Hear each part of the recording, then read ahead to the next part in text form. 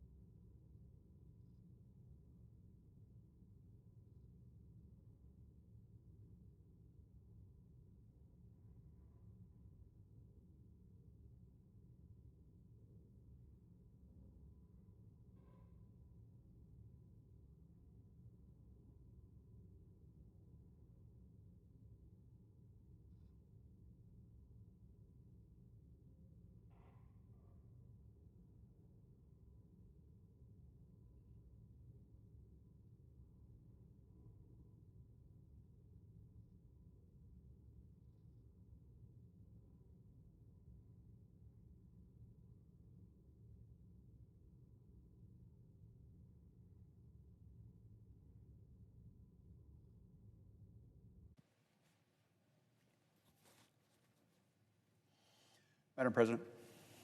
The Senator from North Carolina. Madam President, 1 year ago, Hurricane Helene brought devastating winds and record-breaking rainfall to western North Carolina. Families were displaced, homes were destroyed, and tragically, lives were lost. Even in the face of devastation, North Carolinians showed remarkable strength, unity, and compassion. Today, I rise to recognize Mr. Eddie Hunnell of Holly Springs, North Carolina, who exemplified that spirit.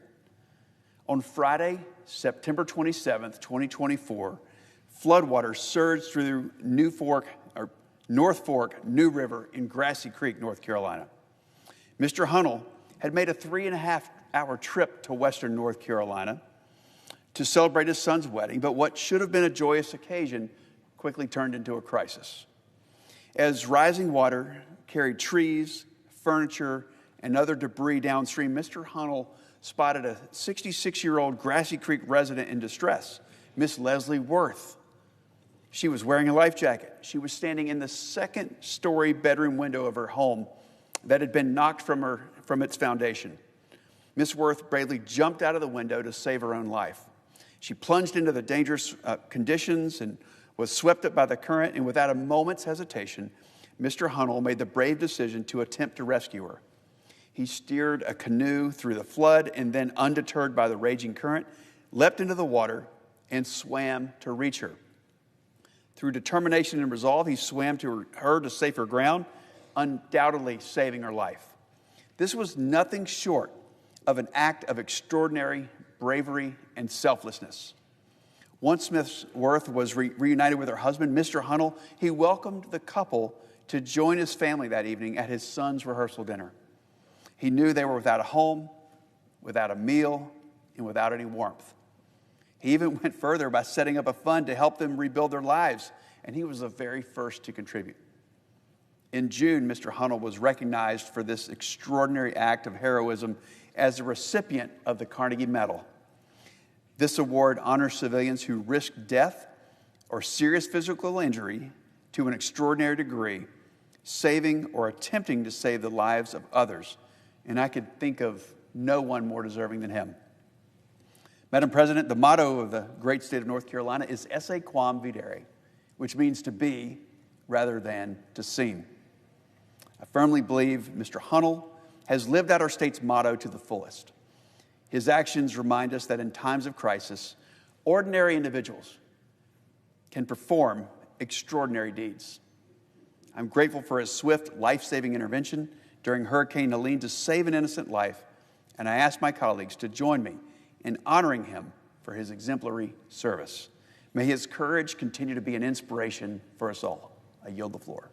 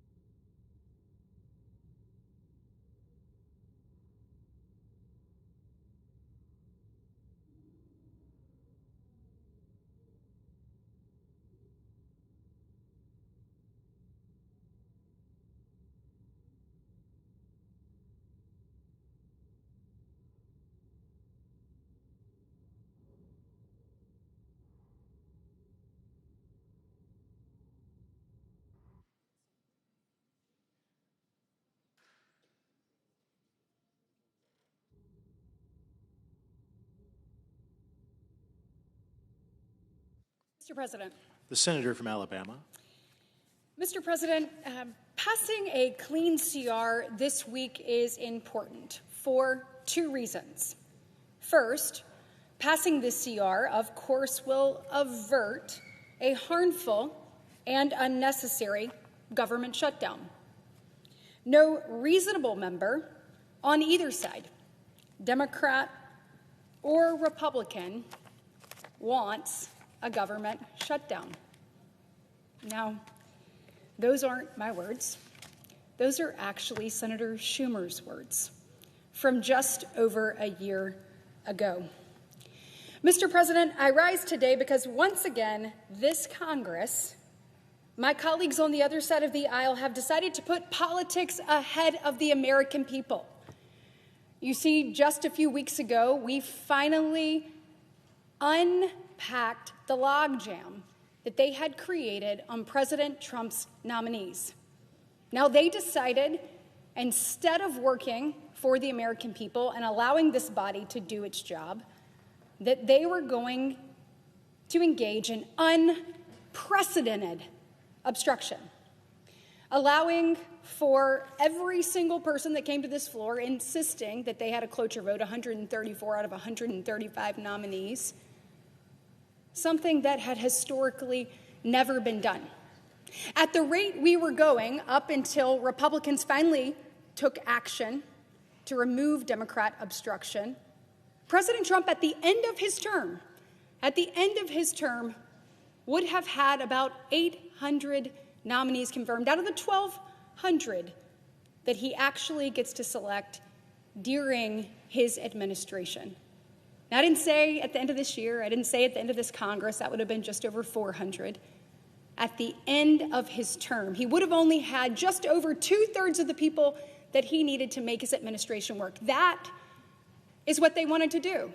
That is what they were insistent upon. Look, the American people spoke on November 5th. They heard from both sides. It was probably one of the more fruitful debates, knowing what Vice President Harris would bring to the table, seeing that she said, I would do nothing different than Joe Biden has done, and then knowing what President Trump did his first term and what he was promising to do yet again. And the American people made a very clear choice. But yet, instead of allowing this body to focus, this body to work, this body to function, my colleagues on the other side of the aisle have continued to play politics. And guess what? We're over it. And that's what we're seeing happen here today. Make no mistake, what we want to do is pass a clean CR. Now, this means we've obviously come to the end of our time with government funding. We have 12 appropriations bills that we need to get across the finish line. Getting them across the finish line is important to fund the government.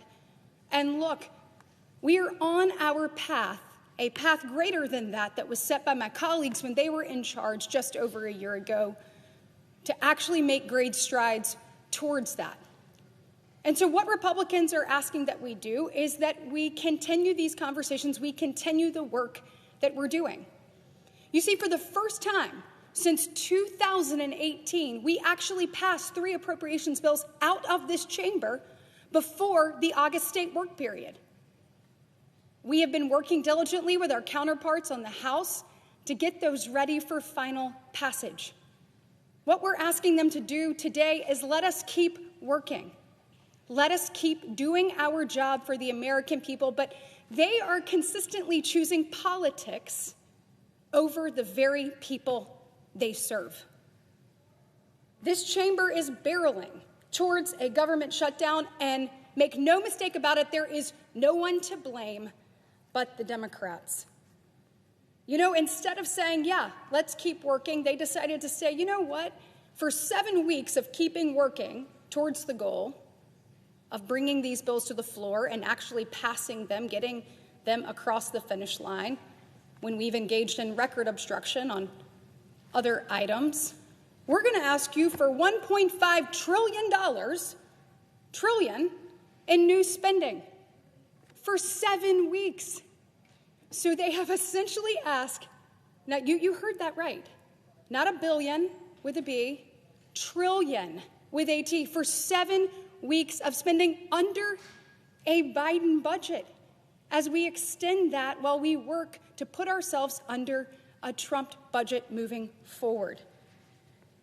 It's seriously partisan and unfortunate for the American people.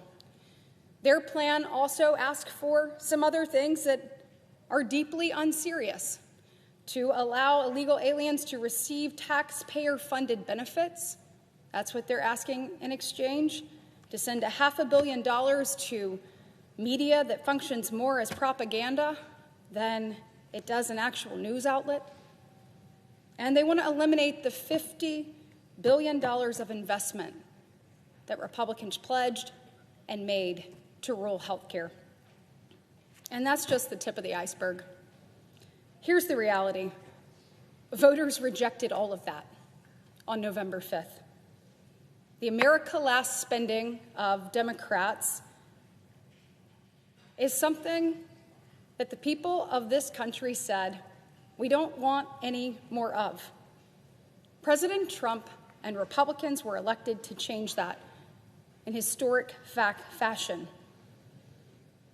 But time and time again, it appears that the people pushing for a shutdown, the people on the other side of the aisle, are not living in reality and are caring more about pandering to the far left than they are about actually delivering results to the American people, and that's sad. Look, this isn't an impasse where we said, let's work on these things and we will make no progress. We've made significant progress, and we're committed to continuing to do that, given the opportunity. Meanwhile, Republicans have put forth a clean CR. It funds the government for 7 weeks. It puts forth no new partisan spending, and importantly, allows for us to have more time to get back to a semblance of regular order and pass bipartisan appropriations bills. Enacting these appropriations bills needs to be one of our top priorities, because while the Republican-led CR is the best option for right now, it is my belief we cannot continue to kick the can down the road. Every time we do that, it costs the American taxpayers more. It's time for us to get in this room, right here, and do the work of the American people.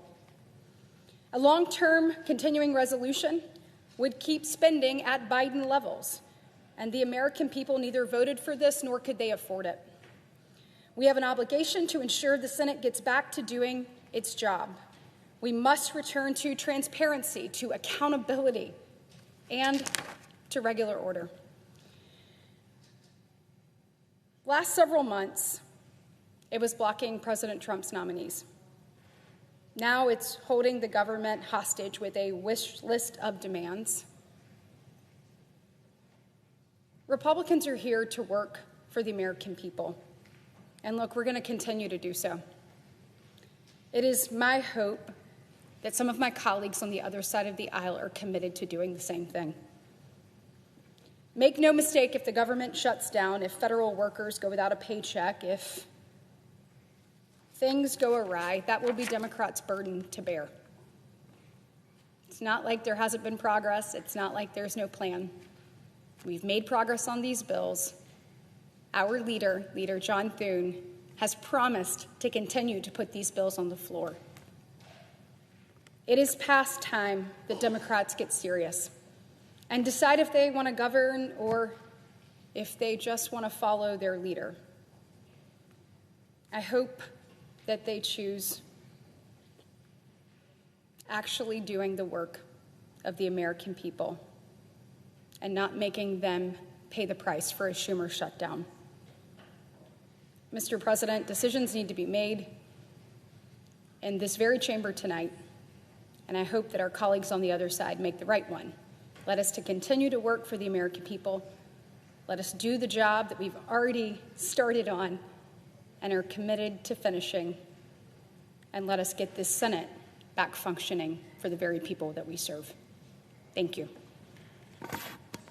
The senator from Washington. I know many of my constituents are contacting me about the rising cost of health care.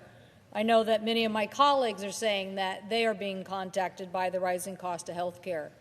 Believe it or not, some of it is impacted by tariffs, some of it the anxiety of what happened when Medicaid was threatened in the big, beautiful bill. But most specifically now, they're hearing from their state insurance commissioners that rates are going to go up, and as early as October 15th in the state of Idaho and in many, many states across the country as early as November 1st are starting to now have to make a choice. Are they going to pay for this huge increase in insurance premiums because this institution, this body, did not deal with the Affordable Care Act extensions of subsidies that provided affordable health insurance to millions of Americans. This is something that is already going to affect the burden that rural hospitals have. It's going to burden Americans as they try to keep working, and it's going to burden an ever-increasing healthcare system that is facing these costs. I hope that we can do something, make a commitment to focus on affordability.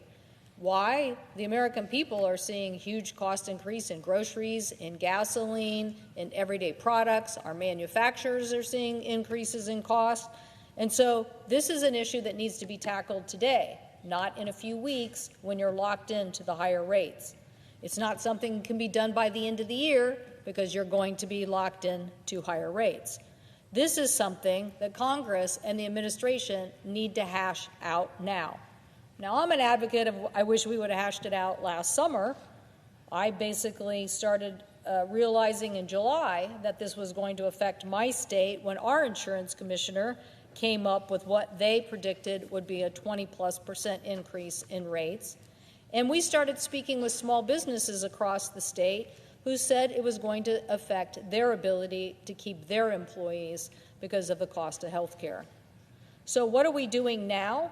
Well, instead of addressing this issue, the Affordable Care Act, health care market rate, extension of making sure that premiums don't rise significantly on many Americans, people are denying that the problem exists or that the deadline is actually here, past due really, to affect what we think is an emergency.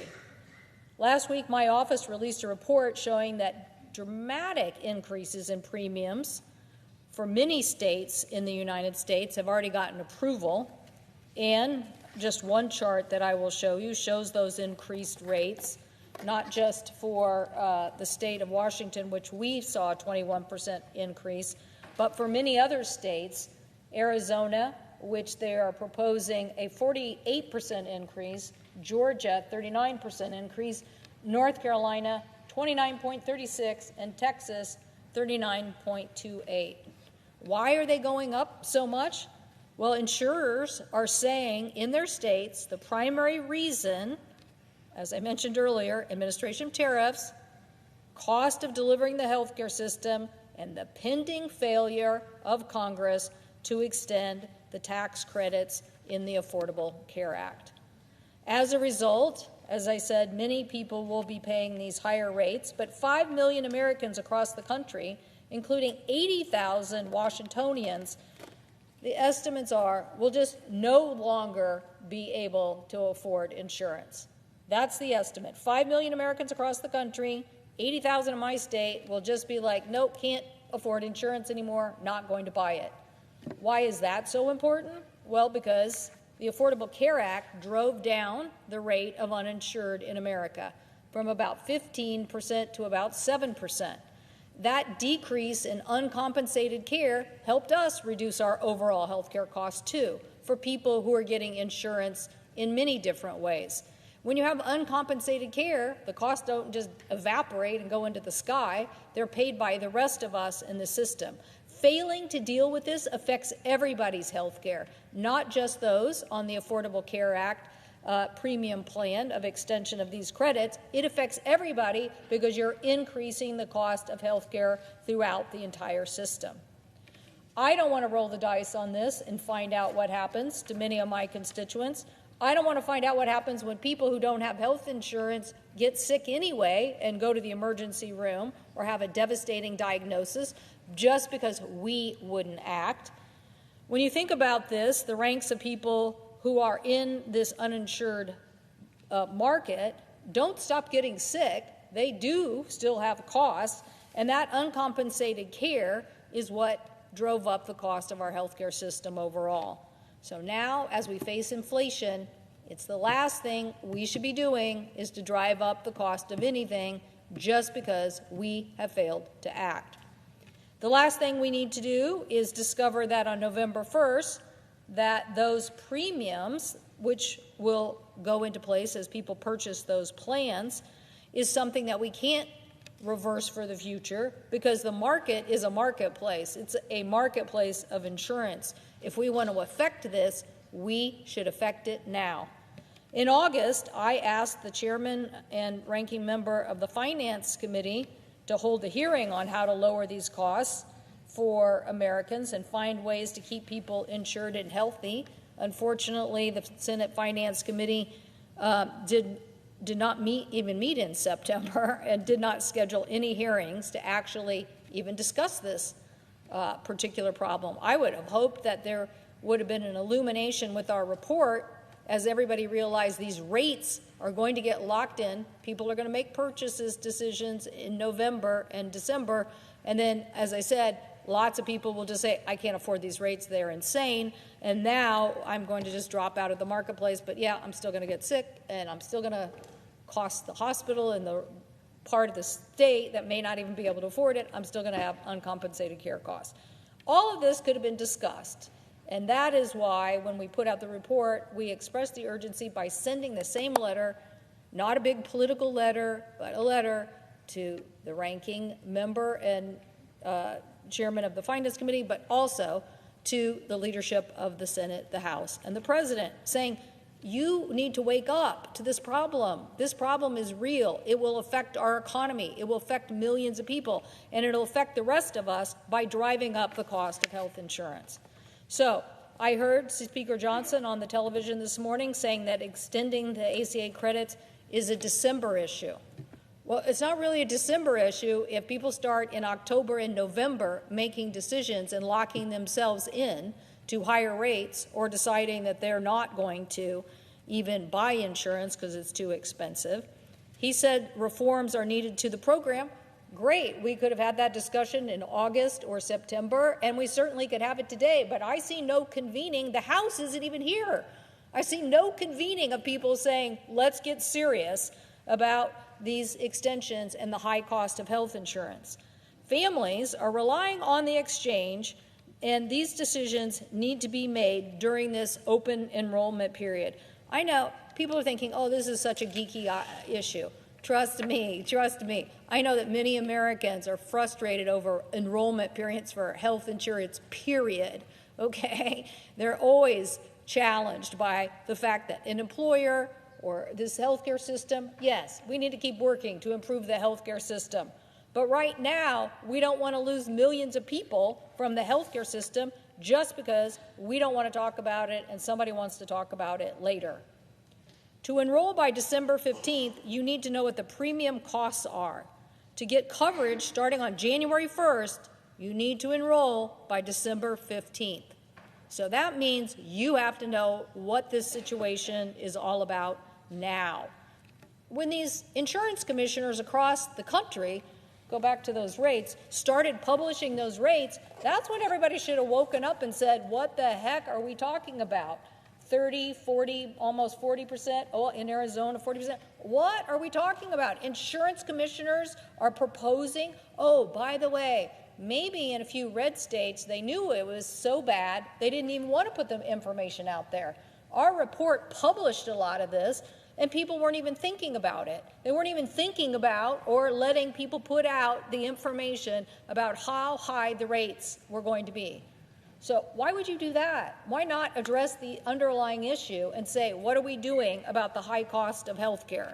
So my colleagues on the other side are so confident. Let's hear what their proposal is. Let's hear what they are going to do, because I'm pretty sure the tariffs, the Medicaid cuts, and this proposal not to deal with the Affordable Care Act extension are driving up these rates to extraordinary rates that are going to hurt all Americans by making health care more expensive. So I will just say we didn't even have a hearing in the committee of jurisdiction on the fact that we cut $1 trillion out of the healthcare system and stripped Medicaid coverage from 11 million Americans. We didn't even have a hearing on that. So our constituents, Mr. President, should be listened to. We need to address this issue. We want members to figure out how to make health care more affordable for millions of Americans. The 119th Congress thus far has squandered too much time focusing too little on this issue. We need to roll up our sleeves, focus on immediate, real solutions that impact millions of Americans. Together, we can figure out a way to extend these expiring credits and come up with solutions to lower those costs. And I urge my colleagues to do so as soon as possible. The American people are depending on us to help them not face these enormous inflationary costs. I thank the President, and I yield the floor.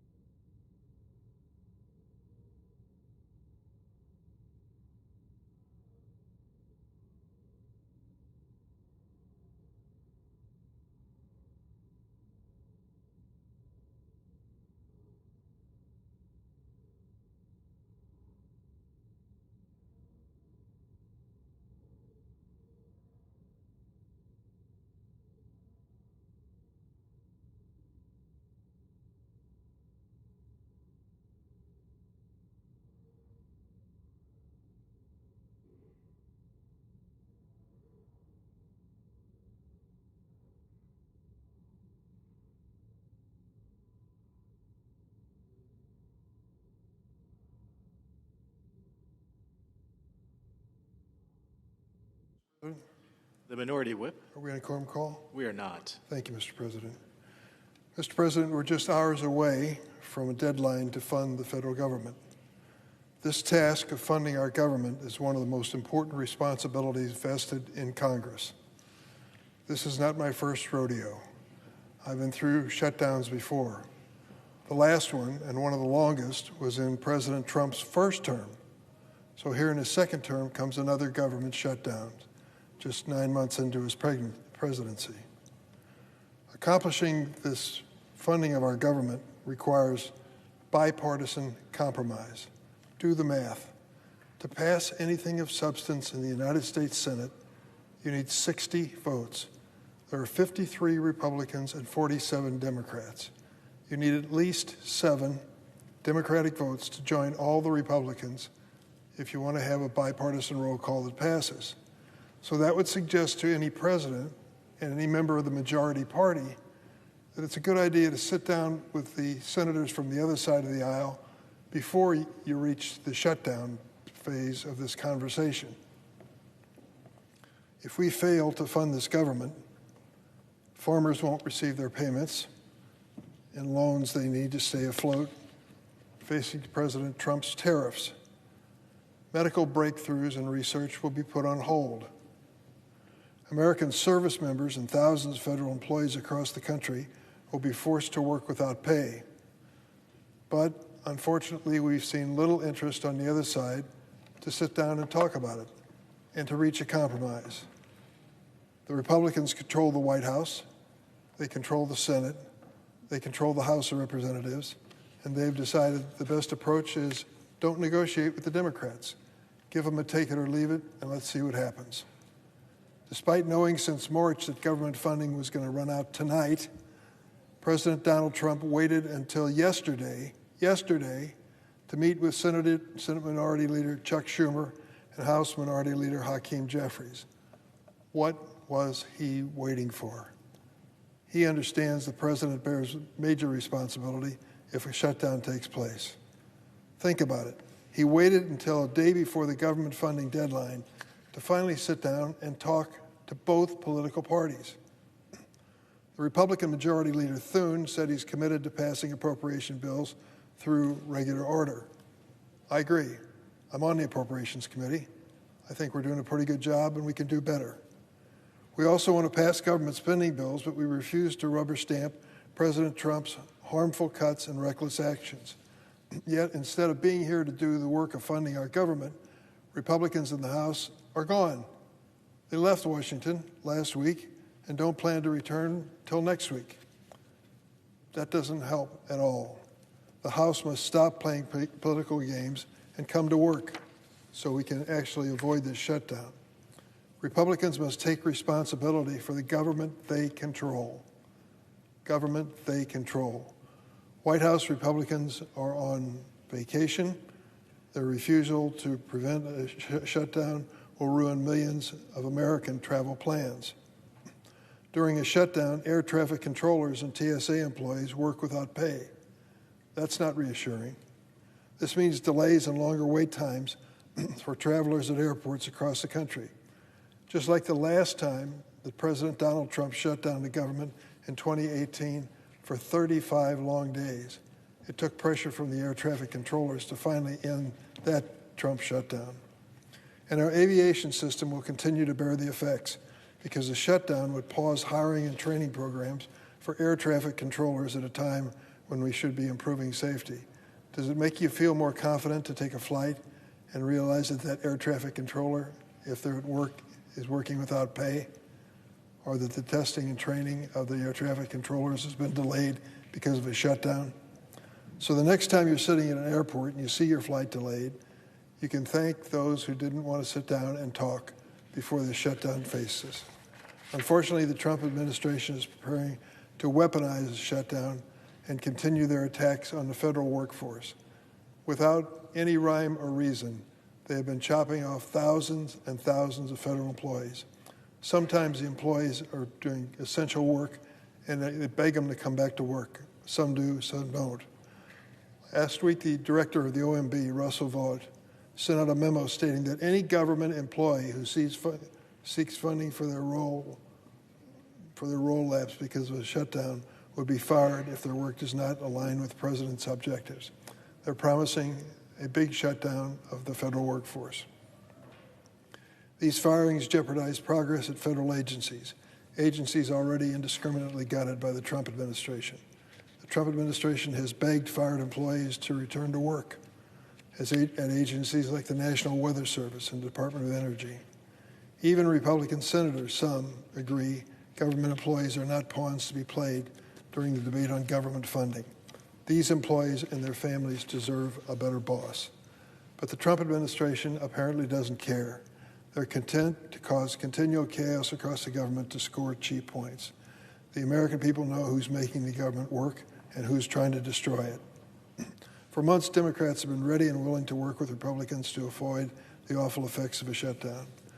Why should the average American care about a shutdown? What import does it have to you and your life and your family? It's basic. It's health care. That's what this is about on the Democratic side. We think this is a battle worth fighting.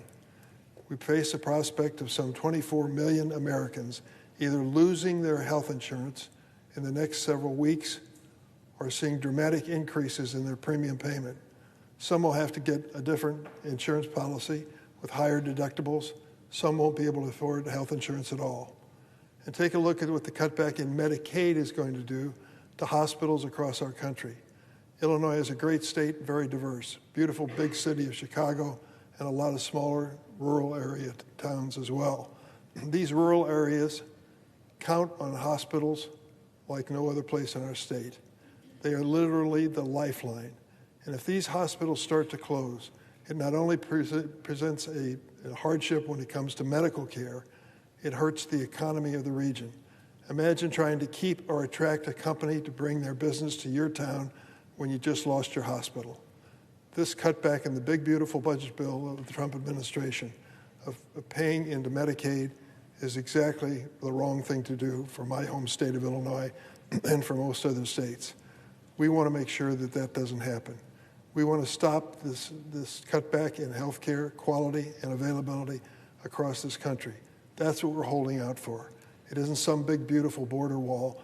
It's what American families have to pay for health insurance each month. You ought to see the numbers if we don't do anything. The so-called ACA tax credits means that there's a helping hand for families in income situations where they're eligible to pay for health insurance. The Republicans eliminated this helping hand, and now the premiums are going to go up. We've already received notice in Illinois of several insurance companies that have gone out of business. It's a problem, a real serious problem in terms of the cost of premiums for families. So that's what this is about. Bringing down the government is not a good policy by and large, but neither is cutting health care for 25 million Americans. So that's what we're bringing this issue together on. Can we have a sit down with Democrats and Republicans and reach an agreement? Yes, we can. We can start tonight. There's no reason why we shouldn't. So I hope that my friends on the other side of the aisle will understand that uninsured Americans and Americans with health insurance that they can't afford is serious hardship for working families. Mr. President, I hope my Republican colleagues will join us in a bipartisan conversation. It's long overdue. I yield the floor.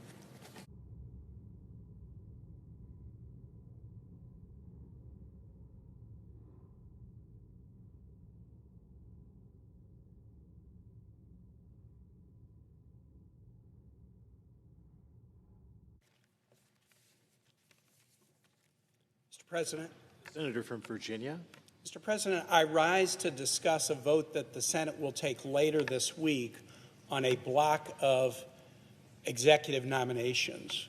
The vote will likely come either tomorrow or possibly Friday, and there's a block of approximately 100 nominations that we will be considering. And I rise to talk about the nomination of one individual, Bill White, to be the United States ambassador to Belgium. I regret that we are taking up nominations in block. I think there are good reasons to reform the nominations process. I think we probably have to have Senate confirmation for too many people.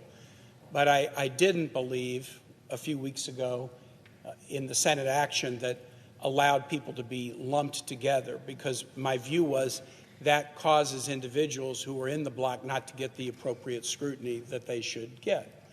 I viewed the action bluntly as a little less about advancing nominations as raising the risk of hiding nominations in large groups where individuals would not get appropriate scrutiny. And I believe that very strongly to be the case of Mr. White. Mr. White is President Trump's nominee to be ambassador to an important U.S. ally, Belgium, the headquarters of NATO. And Mr. White has done some good things in his life, and I don't dispute that. And I know he's been a strong supporter of President Trump, as are virtually all of the Trump appointees, many of whom I have voted for.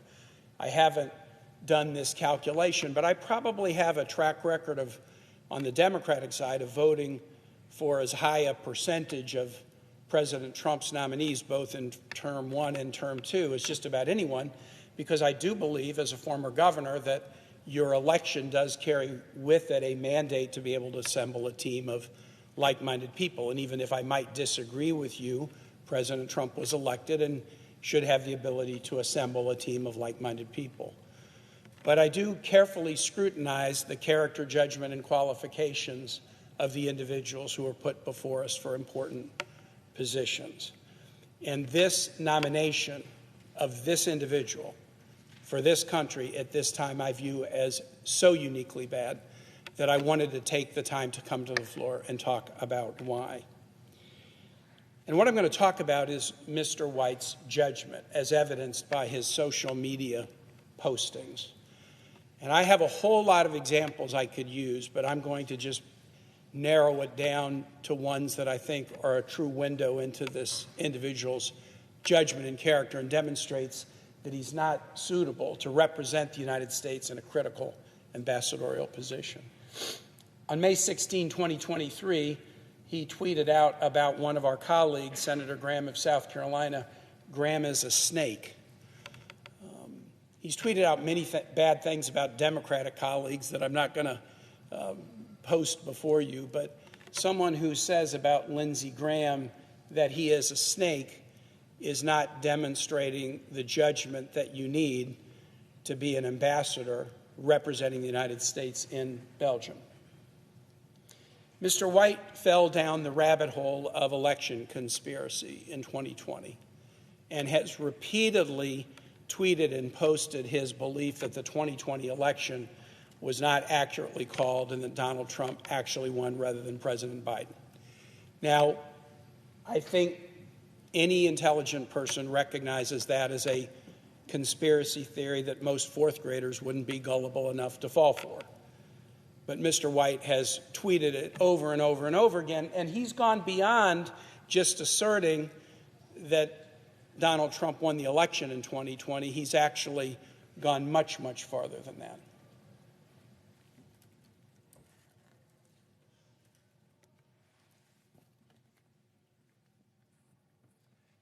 In the run-up to the election of 2024, so this is now 4 years after the 2020 election, Mr. White was posting material, reposting material about Georgia's Secretary of State Brad Raffensperger, a Republican, claiming that he had acted improperly in the 2020 election, lock Georgia's Secretary of State, and forgive me, this is a quote, lock this mother effer up. That is what he is calling to happen to the Republican Secretary of State in Georgia. And this was recent. This is in August of 2024. This is not years and years and years ago. Mr. White went on to continue in this extreme rhetoric in the aftermath of President Trump's election in 2024. Within the days to follow, shortly after the election, he basically says Donald Trump won Georgia. That's referring to the 2024 election. And then it's high time now to legitimately prosecute the Georgia Secretary of State and Governor Kemp, the Republican governor of Georgia, Mr. White, is calling for them both to be prosecuted, and this was just at the time that Donald Trump won the 2024 election. Okay, Donald Trump has been elected president in 2024. Why are you still so focused on a campaign of retribution against Georgia Republicans that you are urging to be locked up and prosecuted? To be an ambassador, you need to have some judgment. You need to have some diplomacy. You'll deal with tough issues. Belgium is not a big country, but Belgium is a very important country. It's been a U.S. ally for a very long time, and it's the headquarters of NATO, which has huge importance in the world right now. And putting somebody into a position like this who puts out negative tweets about Lindsey Graham and who is encouraging Republican officials in Georgia to be prosecuted and locked up, I think those would be disqualifying in and of themselves. But as I was looking at this individual social media account, I came upon something else that a lot of people didn't notice because it seemed odd, but I did a little bit of research into it, and I want to focus on it. Mr. White, in May of 2024, months before President Trump's election, retweeted a post from an individual named Dries Van Langenhove with a video from this individual. And the video is a lengthy video where this individual, Dries Van Langenhove, says, "This Friday they may send me to prison for years, so this video is my last chance. They are trying to destroy me, but with your help we will destroy them." Free Dries.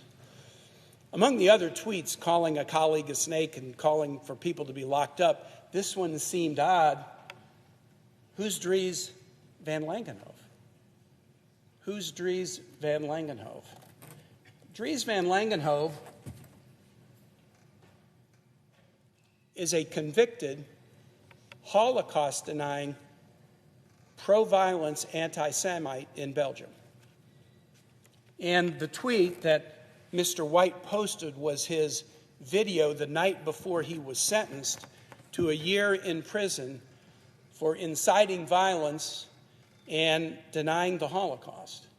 This is an article from Politico Europe in March of 2024, and it talks about Mr. Van Langenhove. Title: Belgium's far-right prodigy gets prison term for inciting violence. Dries Van Langenhove, a political activist and leader of a Flemish nationalist youth movement called Childen Vrienden, was convicted of inciting violence and denying the Holocaust, the Ghent Criminal Court ruled. He reveled in Nazi ideas that caused much suffering. He wants to undermine society, a judge said when announcing the ruling. Why would Mr. White, in March of 2024, even know who Dries Van Langenhove was?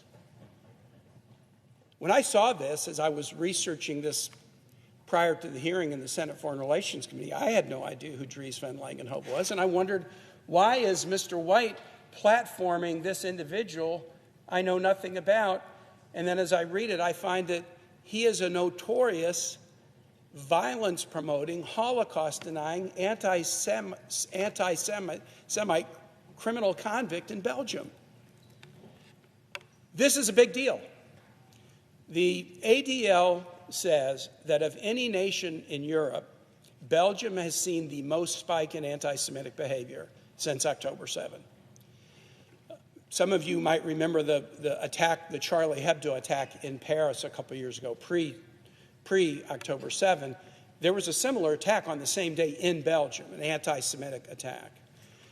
Belgians have been charged with crimes of vandalism and religious-based violence in attacks on the Holocaust Museum in both Belgium, Brussels, and Paris. And the Belgian government is really working hard to try to deal with this cancer of anti-Semitism in this nation.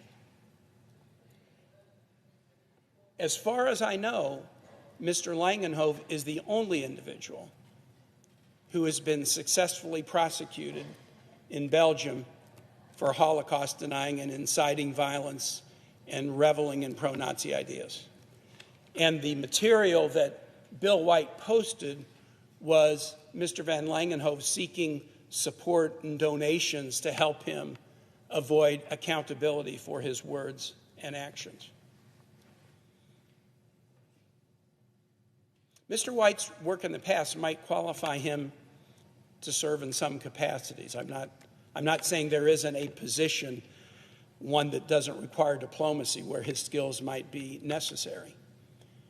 But this particular appointment is an insult to Belgium, a nation that is trying to deal with a deep, deep challenge in anti-Semitism. For the United States to send as an ambassador to that nation someone who has platformed the far-right prodigy who's received a prison term for inciting anti-Semitic violence is a slap in the face of this important ally. I started by saying I'm worried that the fact that this nomination is being slid into the middle of a big block of nominations means it won't get the attention that it deserved. Traditionally, on a nomination like this, we might get 1 or 2 hours on the floor to focus on this particular individual. My colleague, Senator Merkley, as we were discussing the change that allowed block nominations, proposed an alternative where you could remove a name from the block if you wanted to actually have some ability to focus on it, and that effort was unsuccessful. But I want to raise this today. This is already getting press in Belgium. The hearing itself, where it came to light that Mr. White was platforming Dries Van Langenhove, is getting press in Belgium. It's getting press elsewhere in Europe, and it's being examined as to, well, wait, how does the U.S. feel about this country and this relationship? How does the U.S. feel about qualifications for diplomats if someone who is so intemperate in his speech but also is platforming Belgian Holocaust deniers gets the plum position to be our ambassador to Belgium? And so my hope, and in life I've often learned that high hopes is great, and so is low expectations. And I will say, in standing here today, I stand here with high hopes and low expectations. My hope is that some of my Republican colleagues might look at this and say, this is a bridge too far. This is too important a country, and anti-Semitism is too important an issue to send with the imprimatur of U.S. ambassador into this ally of the United States, somebody who is platforming and promoting an anti-Semitic, Holocaust-denying, convicted criminal. And that is my hope, that when we have this vote later in the week, we might decide that the United States can do better by our ally. With that, Mr. President, I yield the floor.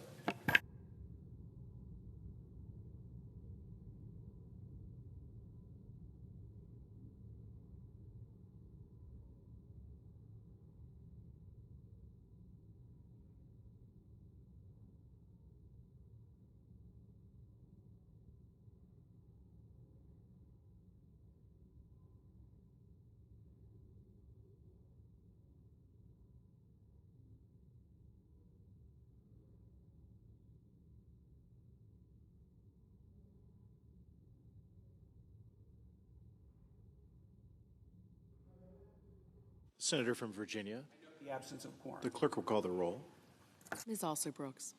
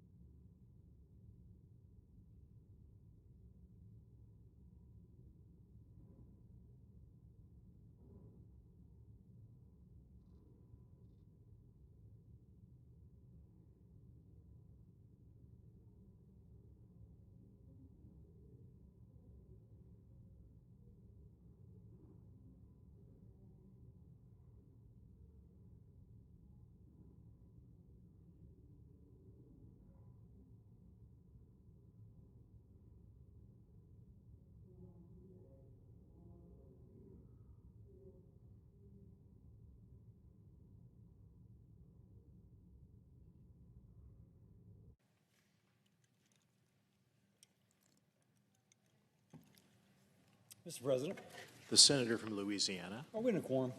We are. I ask that the quorum call be vitiated. Without objection. Mr. President, hurricane season ends November 30th, 2 months left to go. Last week marked the first anniversary of Hurricane Helene, and I see from reports that the area of North Carolina most affected is still terribly affected. It was such a severe storm that people in Louisiana went from Louisiana to help North Carolina and other states with their emergency operations on the ground. This weekend saw 2 Category 4 storms churning in the western Atlantic. Thankfully, they do not appear they'll hit our coast. Still, the storms remind people in Louisiana and other states that flooding is not a matter of if, but rather when. Now, Democrats, as we know, are pushing us towards a government shutdown. What does that mean for the National Flood Insurance Program? Imagine you're about to close on a house in 2 days, and the bank requires you to have flood insurance. If you're in a special flood hazard area, by the way, over half of Louisiana is a special flood hazard area, and you're purchasing a house with help from a federally backed loan, you will not be closing on that house, nor will you be able to renew your existing policy. All because Democrats have rejected a clean, continuing resolution to keep the government open. Let me repeat. They are walking away from a bill that simply extends the existing budget for 7 weeks to allow further negotiation. Instead, they demand a highly partisan bill, which would add more than $1 trillion to our nation's debt. They want taxpayer-funded health care for illegal immigrants, transgender surgery for minors, and to cut $50 billion from the Rural Hospital Fund Republicans created as part of our Working Families Tax Cuts bill. Now, back to flood insurance, Americans are left wondering how a shutdown will affect it. While Democrats are writing checks to the far left, folks are wondering if they can close on their house. Now, I'll tell you what the American people care about. They want the government to do its job. They want disaster recovery when needed. They want flood insurance that works. They want rural hospitals to stay open. They want energy security and a balanced budget, not trillion-dollar add-ons that only serve a political agenda. Mr. President, the American people deserve accountability. They expect Congress to put their needs before partisan politics. If this shutdown happens, it means that the National Flood Insurance Program cannot renew policies. That's 500,000 people in Louisiana, millions across the country, unable to renew policies while we're still in hurricane season. It'll mean delays in disaster aid and emergency response coordination. It means uncertainty for families still recovering from Hurricane Helene and other past storms.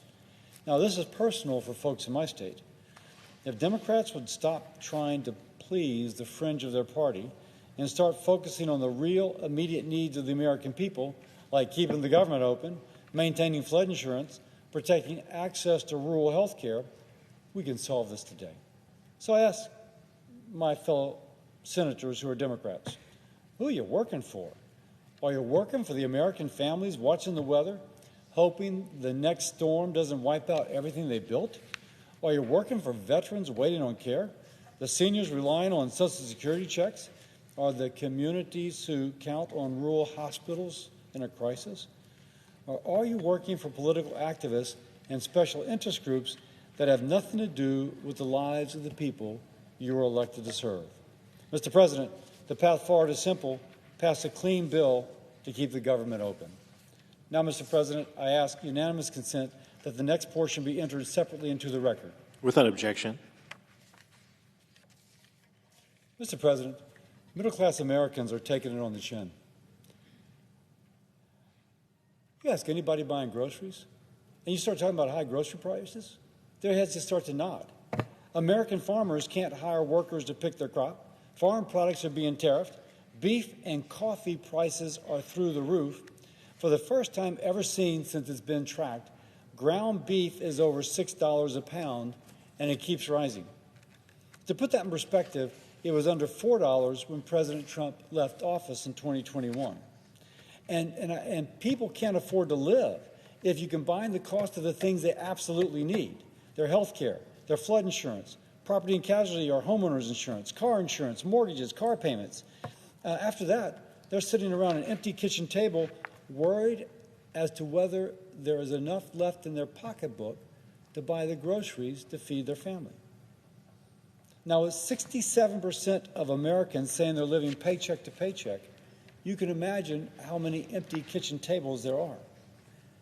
Last week, I got a message from a woman in my state who lives on the north shore of Lake Pontchartrain. She told me this is the problem she's facing. She can't afford to live and to pay for her groceries. By the way, she's a teacher. Good job. Been for 26 years. But she can't afford to live and pay for groceries. The middle class is taking it on the chin. And a lot of Americans are in the same situation as she is. No matter how hard they work, no matter how many jobs they work, sometimes 2 or 3, they can't keep up. Now, since 2000, housing demand has grown more than housing supply. Roughly 46% of Americans let their credit card payments roll over month to month because they cannot afford to pay in full. That's almost 50% of people in the United States are not paying their credit card bills, and that's with 21% to 26% interest rates on that. Almost a quarter of Americans don't think they will ever pay off their credit card debt. And the hole keeps getting deeper. Now, Republicans are trying to address this. In the Working Families Tax Cuts bill, we increase wages by eliminating taxes on tips and taxes on overtime. Most seniors will not pay taxes on their Social Security payments. We increase the child tax credit. We incentivize companies to start building in the United States now instead of waiting for 10 years. We attract private investment into low-income communities by giving investors a tax break in exchange for developing economically distressed communities. Our goal is to create jobs, better-paying jobs, as we spur this revitalization. We can increase affordable housing for families and workers by expanding and strengthening the low-income housing tax credit, which will help build more than 1.6 million affordable homes nationwide over the next decade. Again, we give tax incentives now for those better-paying manufacturing and construction jobs. We're working to decrease the high cost of health care with, if you will, programs to incentivize the education of more nurses, to lower the cost of prescription drugs, and to lower the cost of health insurance.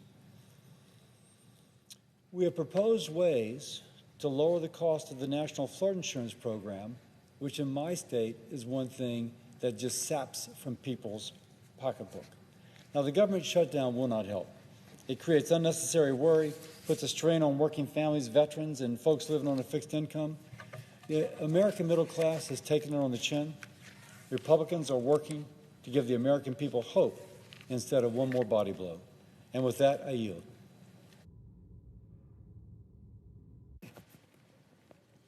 Mr. President. The senator from Louisiana.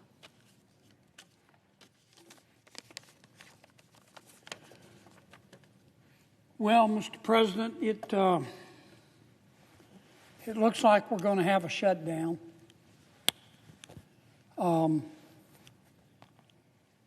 What does that tell us? I'll tell you what it tells me. It's simply that much more evidence that human evolution is a slow process. I thought humans had advanced more as a species, but apparently we haven't. What do I mean by a shutdown? Well, we can't keep government open without a budget. And tonight at midnight, our current budget expires unless we vote to maintain the status quo and continue the current budget as we negotiate a new one. Many of my Democratic friends say, well, what's the problem? The Republicans are in charge. The president's a Republican, and the Republicans have a majority in the Senate, and the Republicans have a majority in the House. What's the problem? They know what the problem is.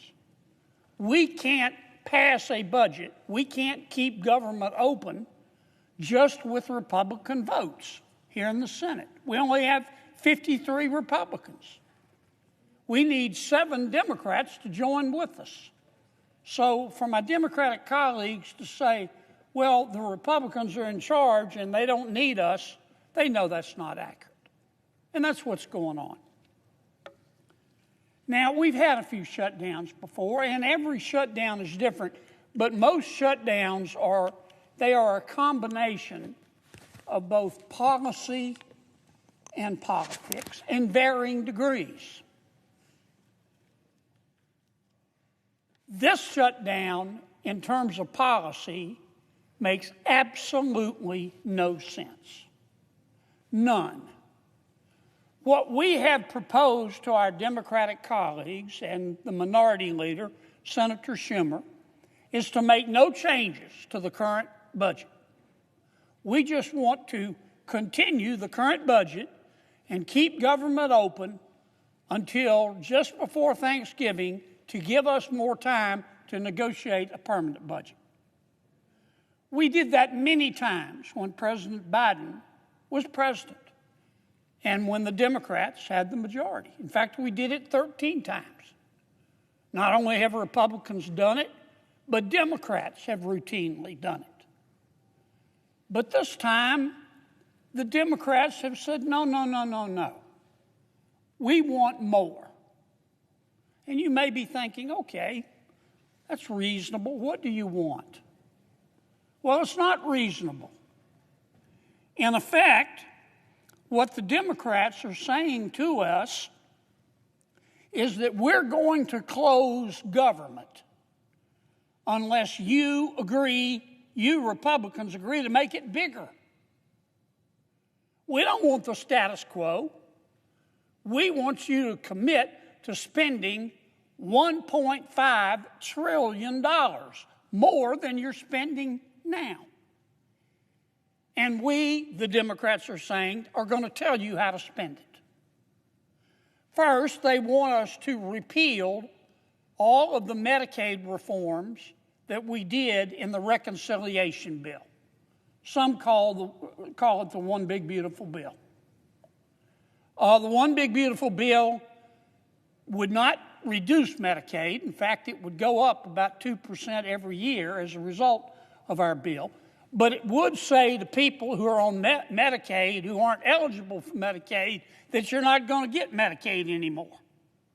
Dual eligibles, people who sign up in Louisiana and Mississippi, that's fraud. Under our bill, they would be thrown off. The Democrats want them put back on. Under our changes in the One Big Beautiful Bill that the Democrats want us to reverse, you would have to satisfy certain income levels to be on Medicaid. The law says if you make too much money, you can't get Medicaid because Medicaid is for the poor. In my state, we have found people through audits making $120,000 a year on Medicaid. So our bill, which the Democrats want us to repeal after just passing it, would say to those people that if you don't meet the income limits, you can't get Medicaid. So that's the first demand of the Democrats. Take out all the reforms that we made to Medicaid in the reconciliation bill and throw them out the window. Number two, they want to extend the Obamacare subsidies. What does that mean? Well, first let me say Obamacare was a mistake, and we know that now. When President Obama passed Obamacare, we were told that our lives would be better. Our lives have been worse. We were told that it would make health insurance more accessible and more affordable. It's done neither. On the non-Medicaid part of Obamacare, we've got, 25 million Americans who are accessing it. And for the most part, about 90% of them are low-income Americans. But the rest are making huge sums of money. Some are making $160,000 a year getting Obamacare subsidized by taxpayers. And that's not the way it was supposed to be. How did we get here? Well, it's simple. During the pandemic, when people were being laid off or losing their jobs or couldn't work, President Biden rammed through a bill to enlarge the subsidies. He took the cap off the amount that you needed to earn in order to get Obamacare. And those subsidies at the end of this year are about to run out. Now, the Republicans have said, we'll sit down with our Democratic friends and talk about how to extend them, but we want to reform the program because it's not right that people making $125,000, $150,000, $250,000, $200,000 a year are getting their health insurance subsidized by the federal government. That's bone deep down to the mayor's stupid. But the Democrats, Senator Schumer and his colleagues, have said, no, we will shut government down unless you agree automatically to extend these subsidies, which were passed during the pandemic, after the pandemic is over, permanently. And that's just some of my colleagues' demands.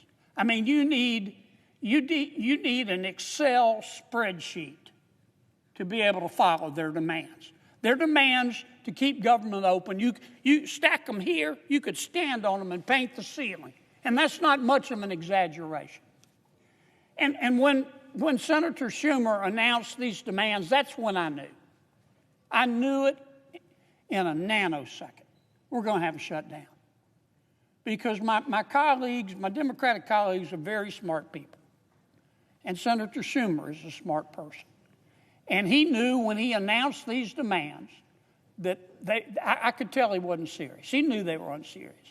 And he knew that neither the president nor the other members of Congress were going to accept them. And you know what?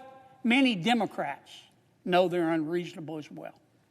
So that's why I say the policy part of this makes absolutely no sense. And that's because this isn't about policy.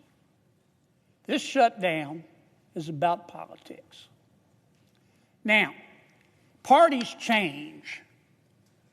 Just like the human experience changes over time. Political parties change. My party's changing. So is the Democratic Party. And there is a wing of the Democratic Party, I call it the socialist wing. Some less charitable people call it the loon wing of the Democratic Party. And they are in charge right now. And the non-loon, non-socialist Democrats are scared to death of them. And this particular wing of the Democratic Party that's in the ascendancy, what do they believe? They try to out-weird each other all the time. They hate, if you listen to them, they hate Thomas Jefferson. They hate Abraham Lincoln. They hate George Washington. They hate Dr. Seuss. They hate Mr. Potato Head. They think our kids should be able to change genders back and forth at recess. Kids. And if it's their preference, should be able to undergo sex change operations while minors paid by you, the taxpayers. They believe that. They believe in open borders. They believe that if you support the law, which says you have to be vetted to come into our country, if you support the law, you're a racist. I think if you support the law, you're being prudent. But they believe in open borders. And my Democratic friends are about to elect a new mayor in New York City who is a member of the Loon Wing. He's a self-avowed socialist. He has said if the Prime Minister of Israel comes to New York City, he will have him arrested. But this is not the majority of Democrats that believe this. I don't think that for a second. And I know many of my Democratic colleagues here don't believe that. But the Loon Wing, the socialist wing, the angry Gary Busey wing of the Democratic Party is in ascendancy, and they've got a lot of power, enormous amount of power. And many of my Democratic colleagues in the Senate are scared of them. And the loon wing is mad at many of my Democratic colleagues in the Senate. They shouldn't be, but they are. And therefore, many of my Democratic colleagues in the Senate are scared of the loon wing. And they want the loon wing to love them. The loon wing will never love them. They're better off doing the right thing, and they know what the right thing to do is. But that's why I say this is a political decision, and that's why we're going to shut government down. Now, once you shut government down, unless you're prepared to leave it shut down permanently, and maybe my Democratic colleagues are, but I don't think so. I still, maybe I'm naive, but I still think too many of my Democratic colleagues in the Senate know better. Once you shut the government down, you got to get back open. How are they going to get it back open? We're not going to agree to their demands. $1.5 trillion. They know we're not going to agree to it. So how is my friend Senator Schumer going to get government back open? You know, there's a famous movie line. I don't remember the movie. I think Denzel Washington said the line. I love Denzel Washington. He's what cool looks like. The guy's awesome. He's a total baller, man. I love Denzel Washington. But anyway, I think he said in one movie, if you pray for rain, you better be prepared to deal with the mud. And truer words were never spoken. So if you want to shut down, I say to my Democratic friends, you better be prepared to deal with the mud. How are you going to get it back open? How are you going to get it back open? I wouldn't want to be in their shoes to have to make that decision. Let me just say a few words. Every time we do a shutdown, it scares the living daylights out of the American people, especially our elderly. It breaks my heart. All of us get phone calls from folks scared to death. They're not going to get their Social Security check, or they're not going to be able to see their doctor, and it just breaks my heart. So I want to give them a little bit of assurance. During the shutdown, the executive branch will be in charge, and the Trump administration is not going to do anything to hurt our elderly. I want to assure them of that. If you're receiving a Social Security check or Medicare or Medicaid or a veteran's disability, your checks are going to continue. We will make sure of that. Trump administration will make sure of that. Government may be shut down, but essential workers will still be there to make sure those checks are sent out. If you're hungry and you don't have the money to eat, we're not going to let you starve to death. The administration is going to continue payments. We call it, some people call it SNAP. I call it food stamps. And we will continue the payments for the women, infants, and children's program. Most of us refer that to WIC. You'll still get your mail. Don't worry about that. Postal Service will be working through the shutdown. If you depend for health care on your Veterans Administration and VA medical centers, they're going to remain open. So I don't want you to be scared about that. Now, you're going to notice an impact. Probably we've got 2.5 million federal employees. Probably 750,000 aren't going to be on the job. Under the law, they have to go home. So you will notice an impact. You'll notice it in our parks. You'll notice it in our museums here in Washington if you're visiting. You'll notice it in many of the federal agencies. That's the law. They can't come to work in a shutdown. Doesn't matter who initiates the shutdown. We still got a little time. It's midnight tonight, and we're going to be taking some votes here in a few minutes. Give our Democratic colleagues one last chance. One last chance to do the right thing. And I certainly hope they accept it. With that, Mr. President, appreciate your patience, and I suggest the absence of a quorum. The clerk will call the roll. Ms. Alster-Brooks.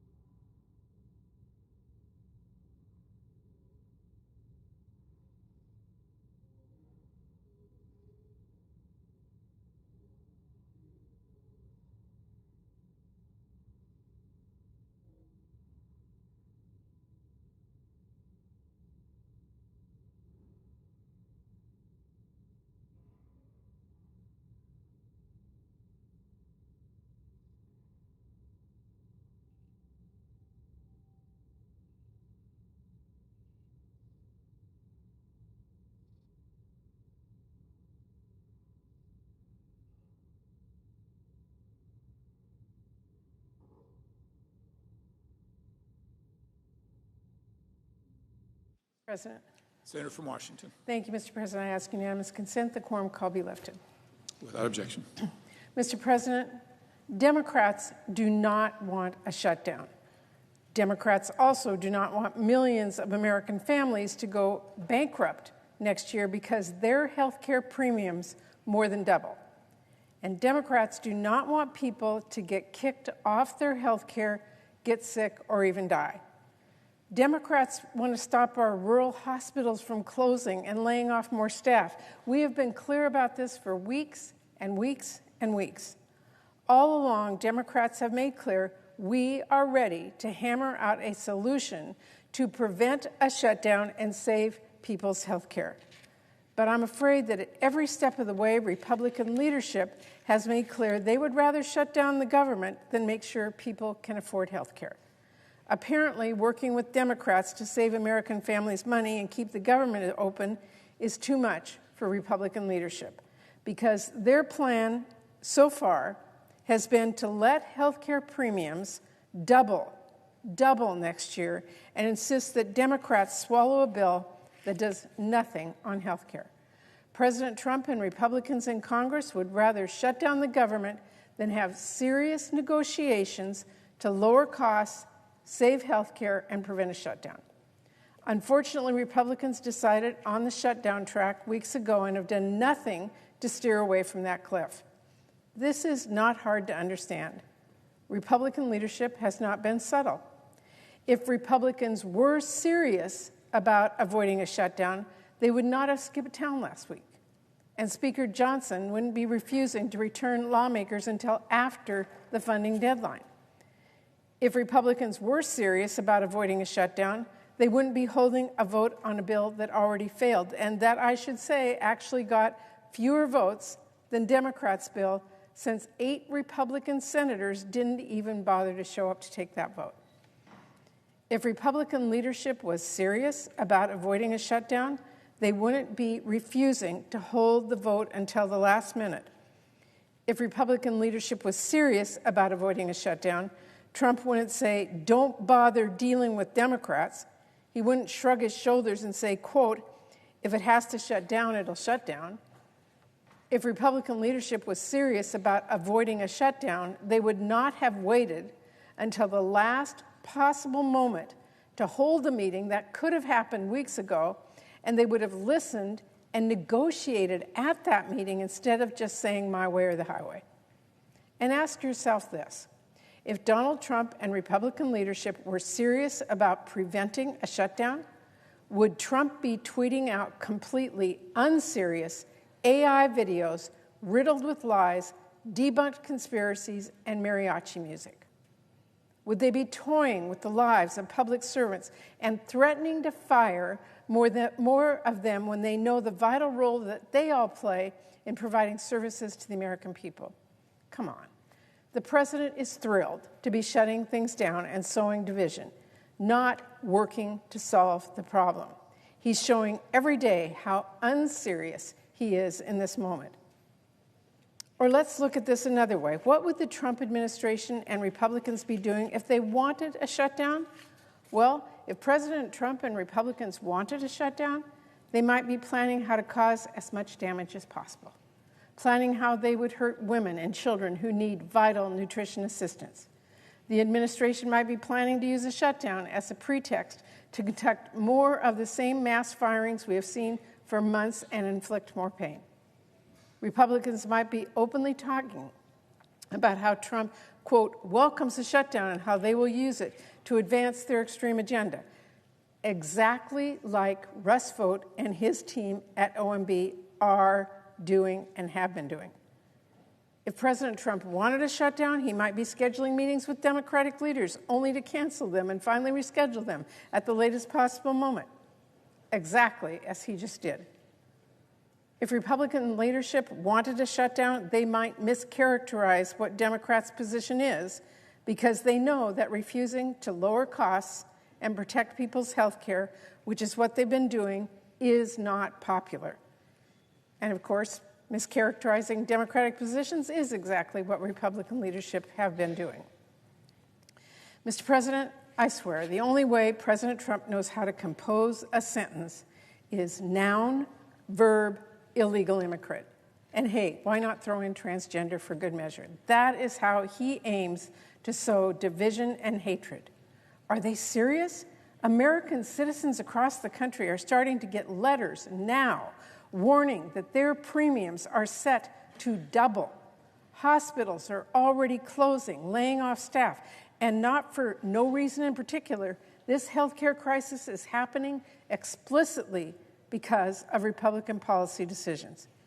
Instead of talking with us about addressing healthcare from the start, Republicans decided to pass a partisan CR, and they decided they would do nothing about the fact that healthcare premiums are about to skyrocket.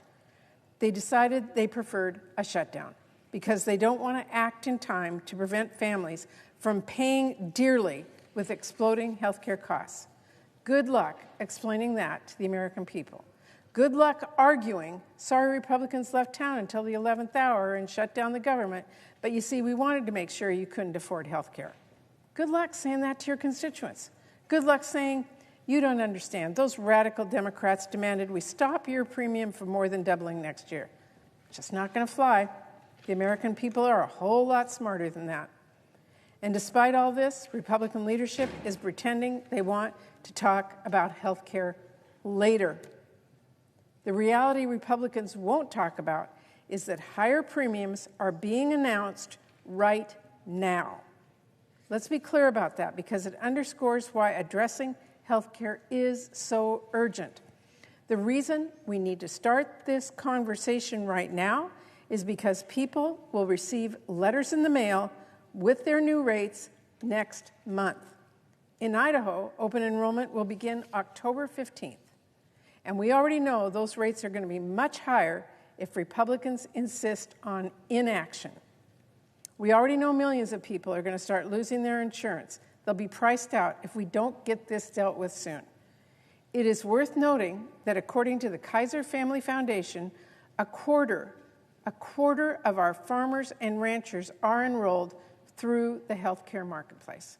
And nearly 1/2 of marketplace enrollees are small business owners, small business workers, or self-employed. Why do Republicans want to price farmers out of health care? Why don't they care about small businesses and their workers?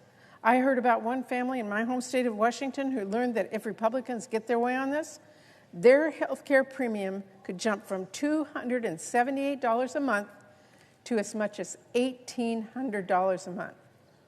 And they are far from alone in staring down a huge, huge health care increase if Republicans refuse to act now. Millions of families are going to see their health care costs jump by thousands of dollars. That, Mr. President, is why we have to act. That is why Democrats want to avoid. That's what we want to avoid.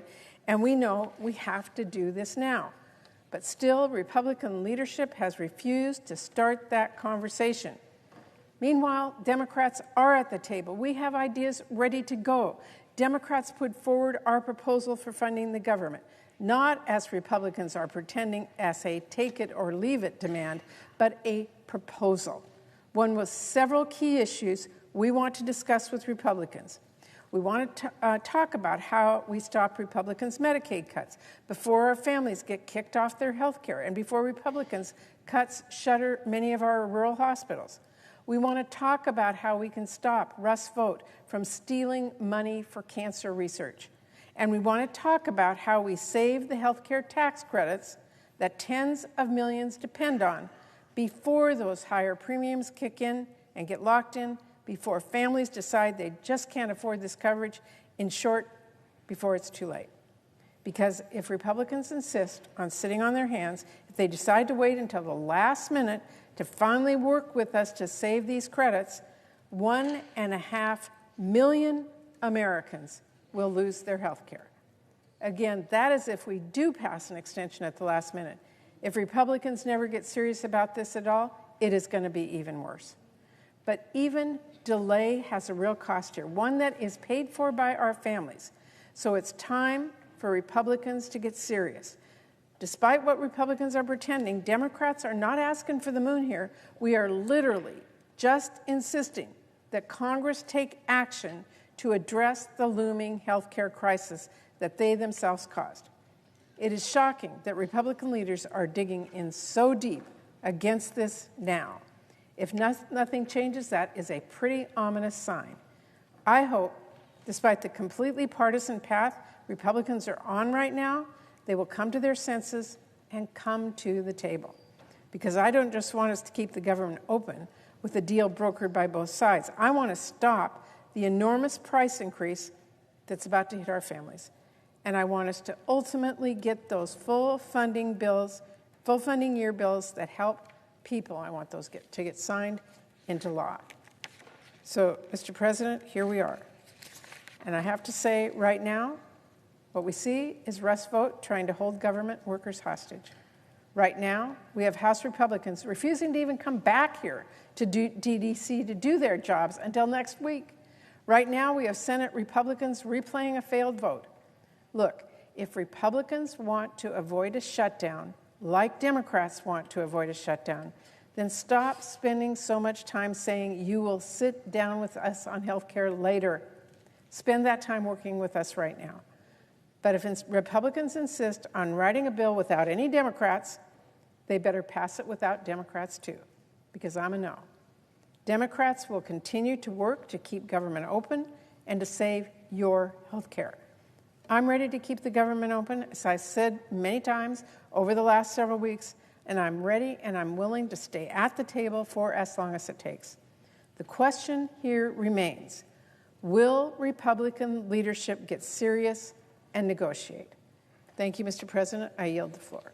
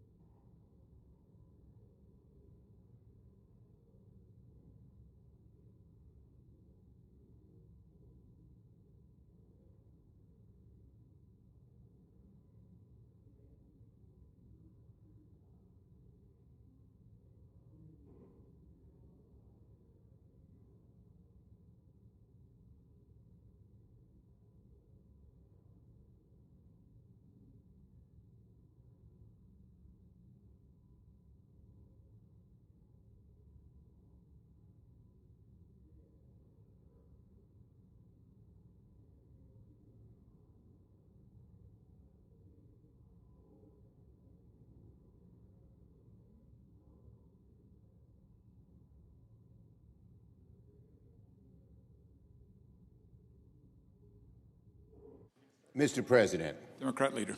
We in a quorum? No. I move to proceed to the motion to reconsider the vote on passage of S-2882. The question is on the motion. All those in favor say aye. Aye. Opposed, no. The ayes appear to have it. The ayes do have it. The motion is agreed to. I move to reconsider the vote on passage of S-2882. The question is on the motion. All those in favor say aye. Aye. Those opposed? The ayes appear to have it. The ayes do have it. The motion is agreed to. The question occurs on passage of S-2882. Upon reconsideration. I ask for the yeas and nays. Is there sufficient second? There appears to be. The clerk will call the roll.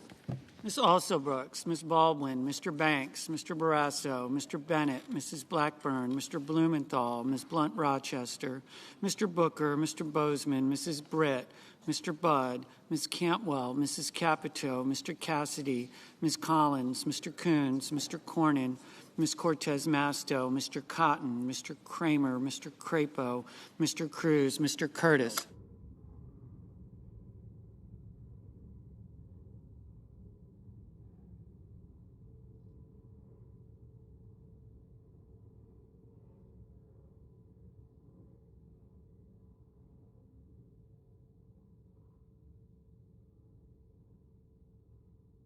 Mr. Daines.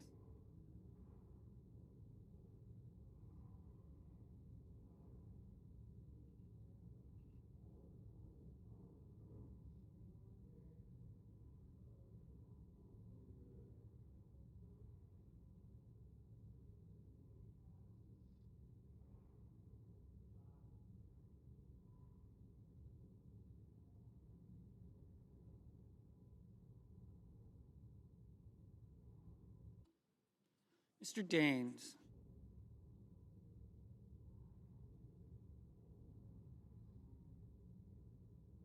Ms. Duckworth. Mr. Durbin. Ms. Ernst.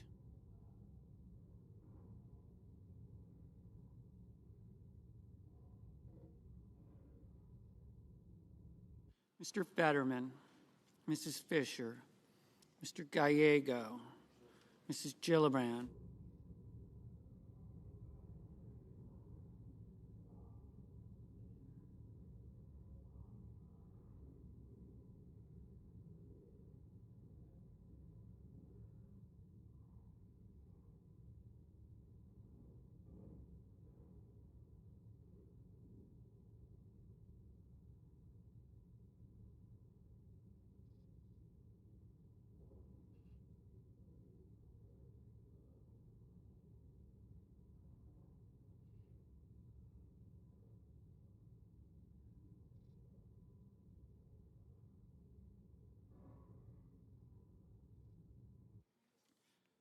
Mr. Graham, Mr. Grassley, Mr. Haggerty, Ms. Hassan, Mr. Hawley, Mr. Heinrich, Mr. Hickenlooper, Ms. Hirono.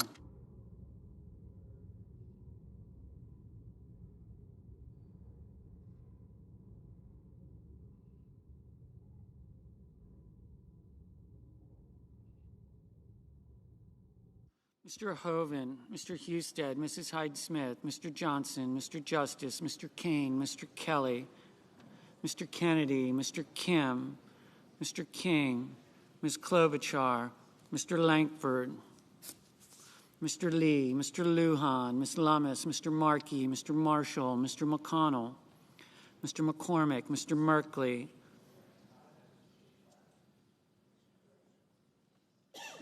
Mrs. Moody, Mr. Moran, Mr. Moreno, Mr. Mullen, Ms. Murkowski, Mr. Murphy, Mrs. Murray, Mr. Ossoff, Mr. Padilla, Mr. Paul, Mr. Peters, Mr. Reed, Mr. Ricketts, Mr. Risch,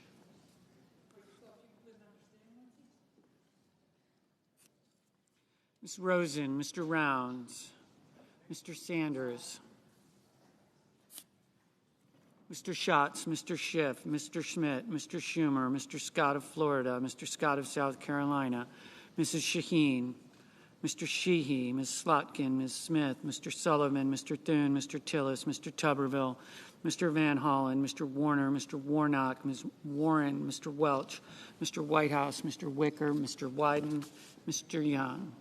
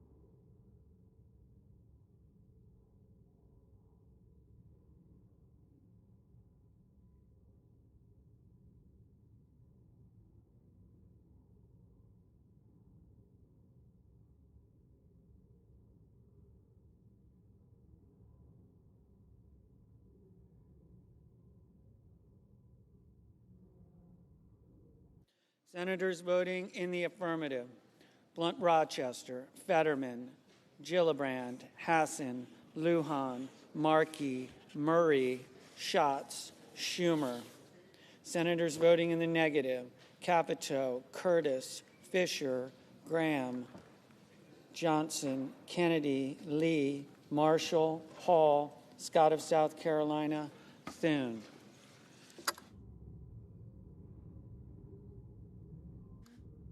Mr. Kelly, aye.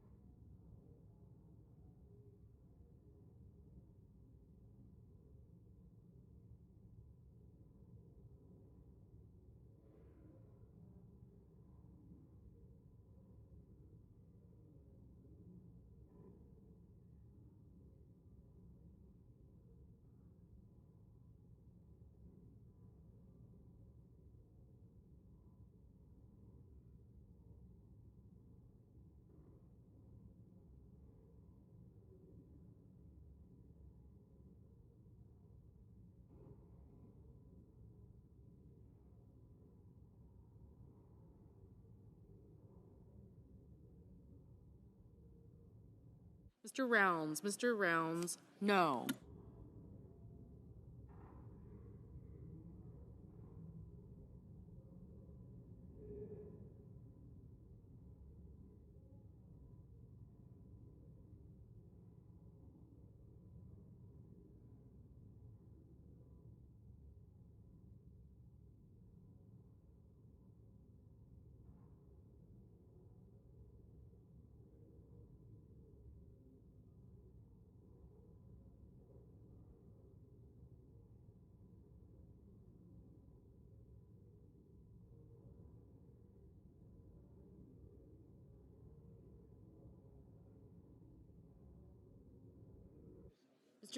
Mr. Tillis, no. Mr. Marino, no. Mr. Warner, aye.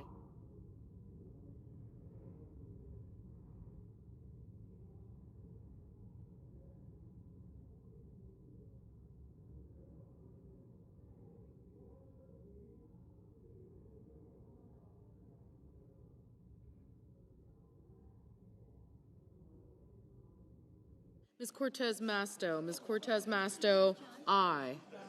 Ms. Lummis, no.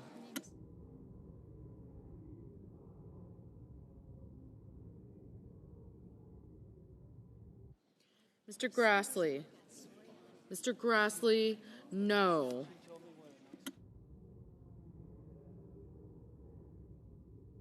Mr. Kane, aye.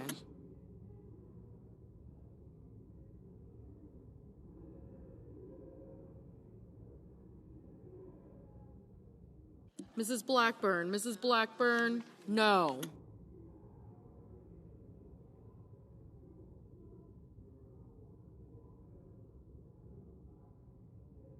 Mr. Cassidy, no.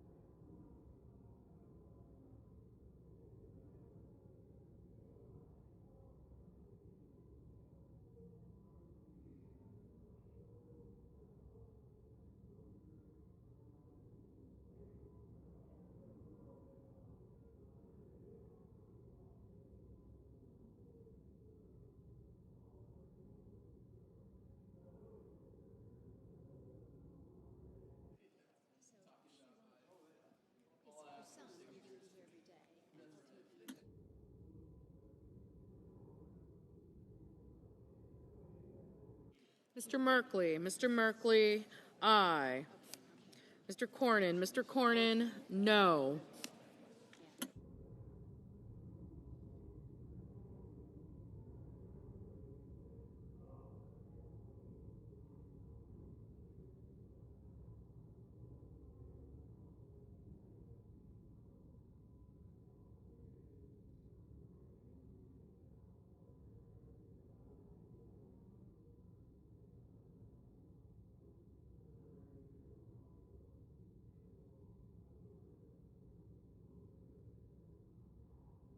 Mrs. Shaheen, aye.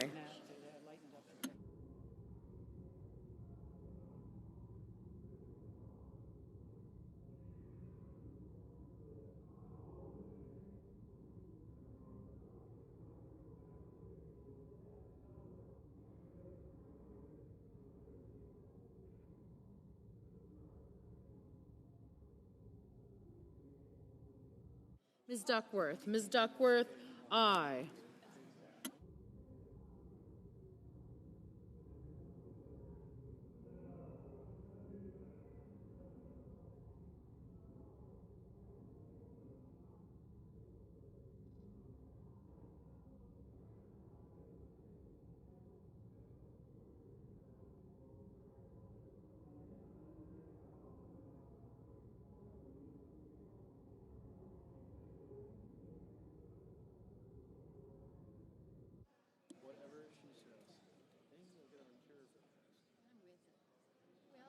Mr. Ossoff. Mr. Ossoff, aye.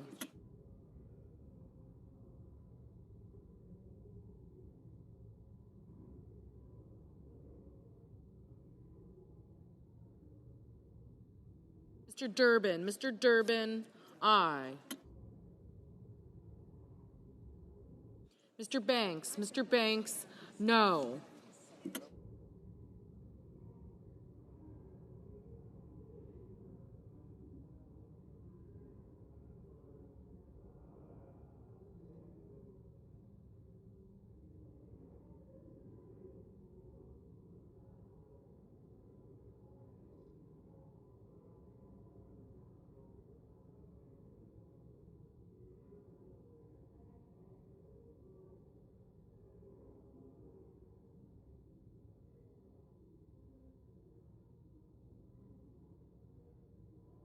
Mr. Kim, aye.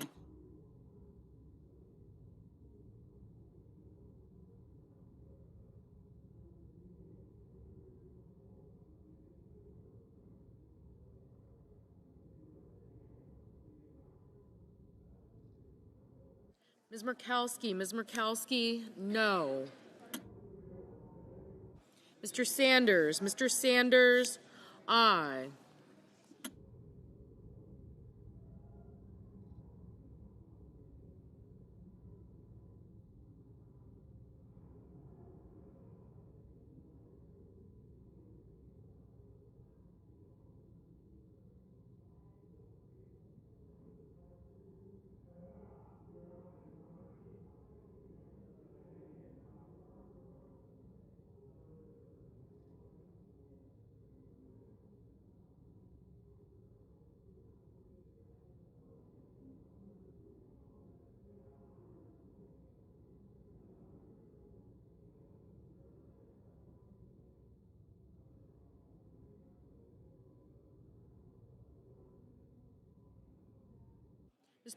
Mr. Reed, aye.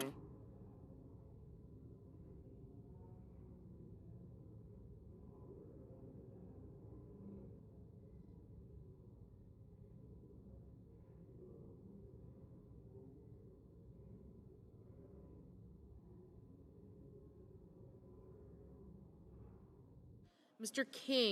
King, aye.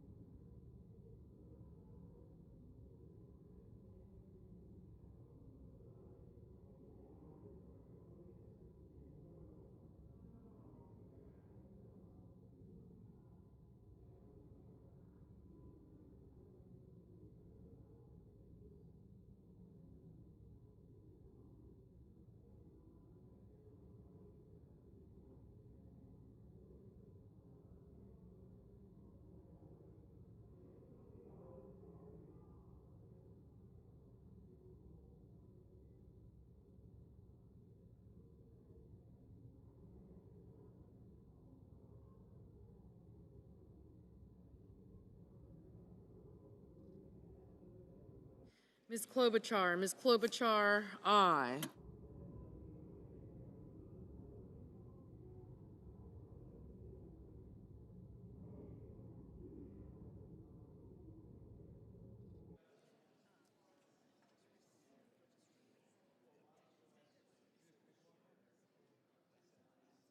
Mr. Husted, no. Mr.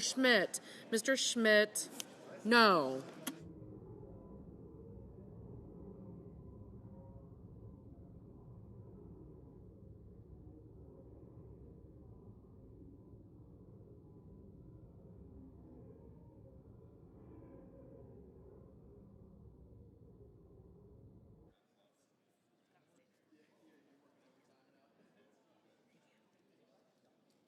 Ms. Ernst, no. Mr. Langford, no. Mrs. Hyde-Smith, no.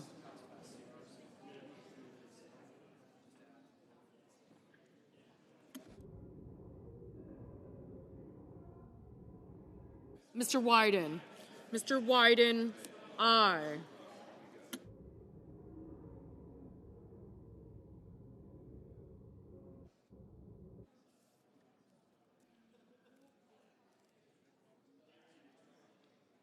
Mr. Bennett.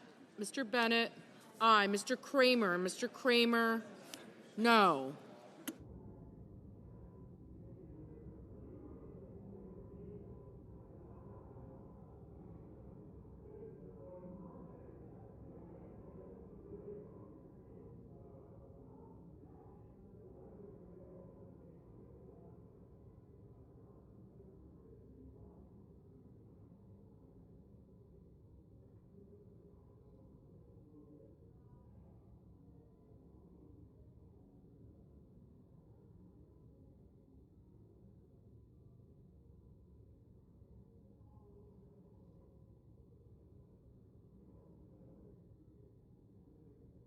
Mr. Tuberville. Mr. Tuberville. No.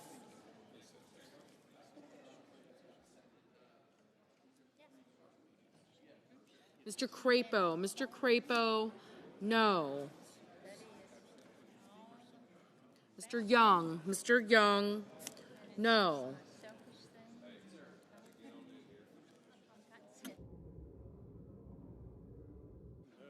Mr. Justice. Mr. Justice. No.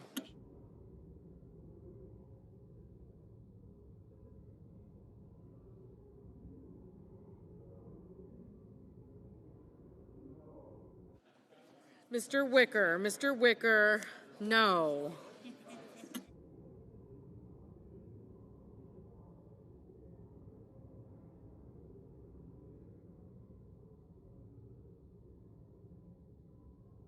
Mr. Blumenthal. Mr. Blumenthal.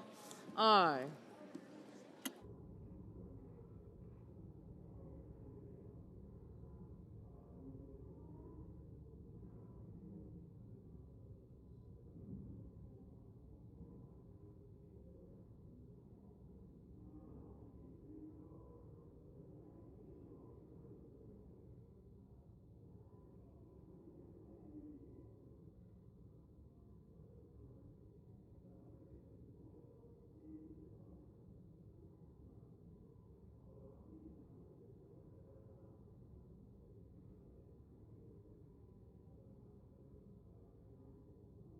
Mr. Hickenlooper. Mr. Hickenlooper. Aye.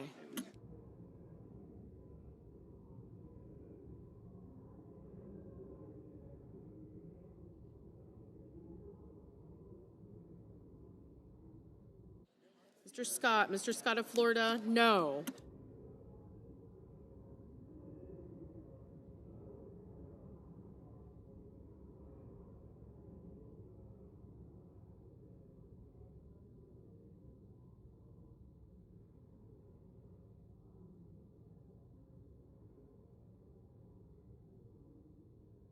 Mr. Whitehouse. Mr. Whitehouse. Aye. Ms. Baldwin. Ms. Baldwin. Aye.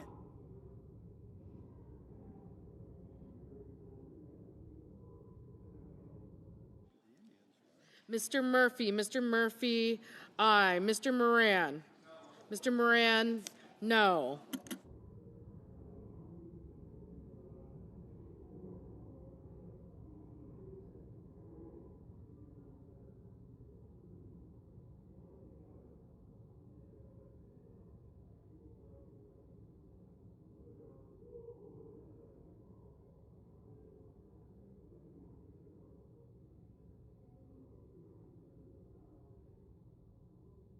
Mrs. Moody. Mrs. Moody.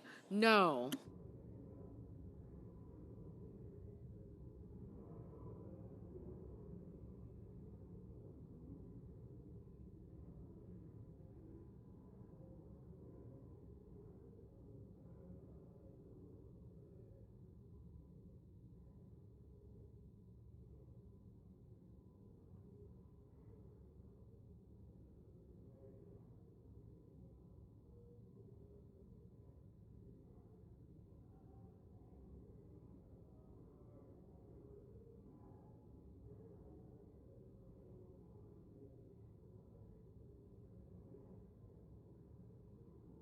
Ms. Hirono. Ms. Hirono. Aye.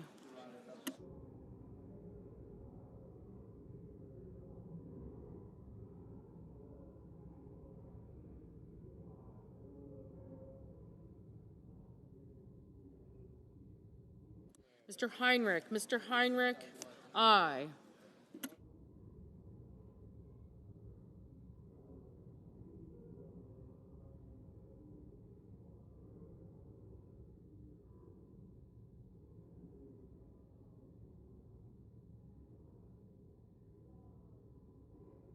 Mr. Bozeman. Mr. Bozeman, no. Mr. Barrasso. Mr. Barrasso, no.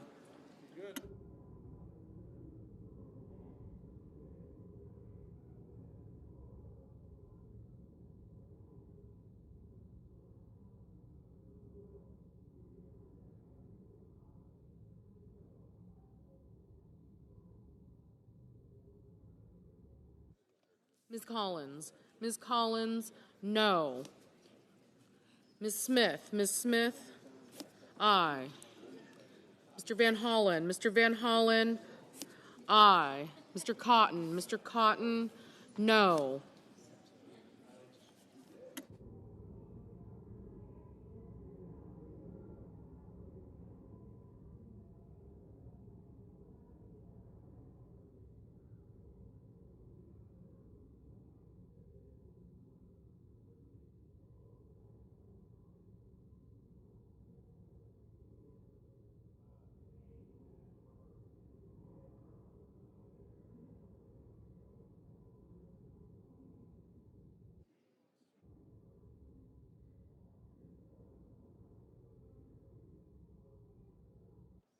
Mr. Schiff. Mr. Schiff, aye. Ms. Warren. Ms. Warren, aye.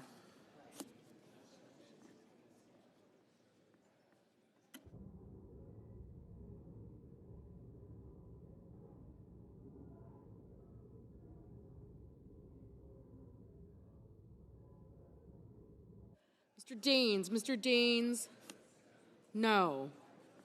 Ms. Cantwell. Ms. Cantwell, aye. Mr. McCormick. Mr. McCormick, no.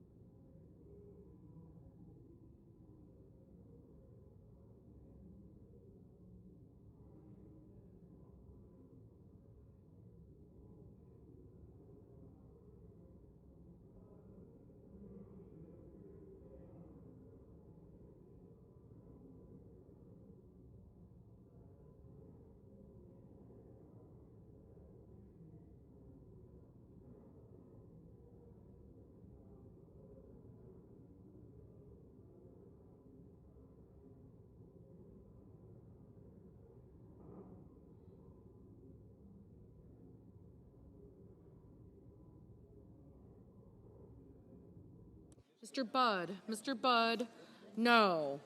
Mr. Mullen. Mr. Mullen, no. Mr. Peters. Mr. Peters, aye.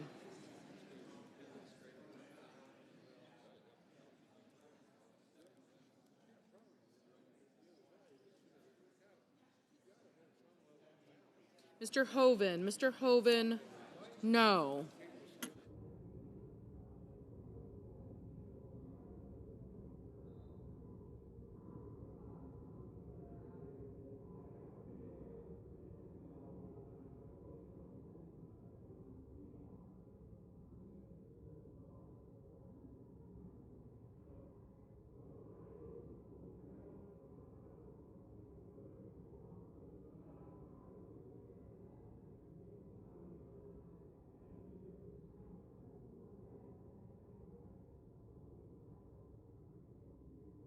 Mr. Risch. Mr. Risch, no.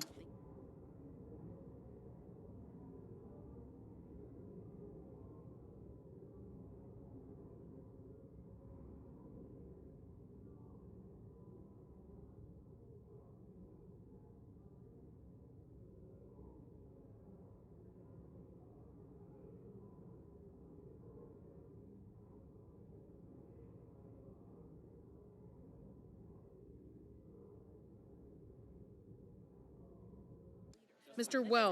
Welch, aye.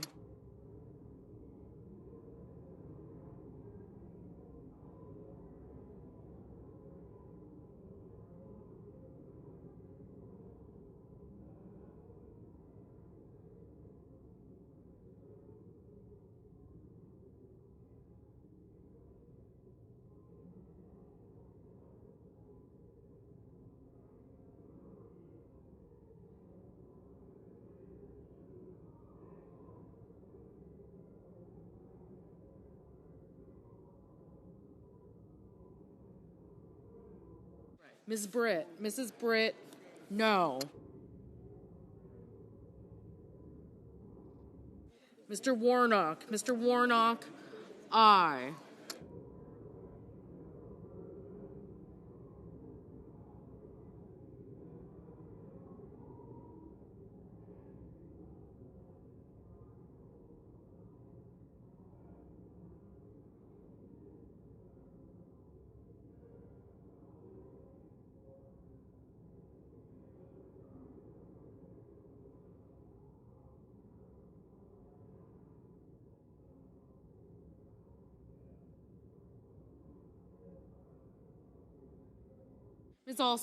Ms. Also Brooks, aye.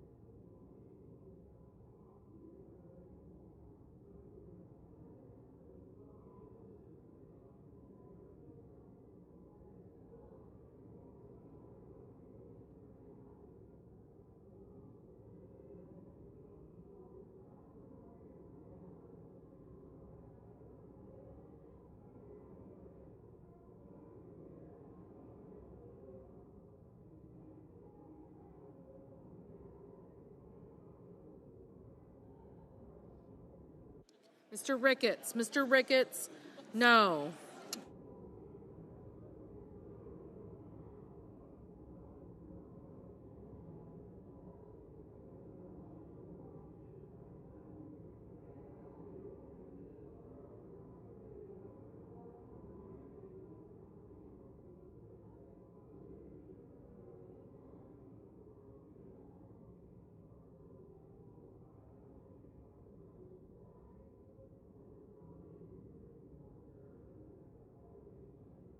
Mr. Coons, aye.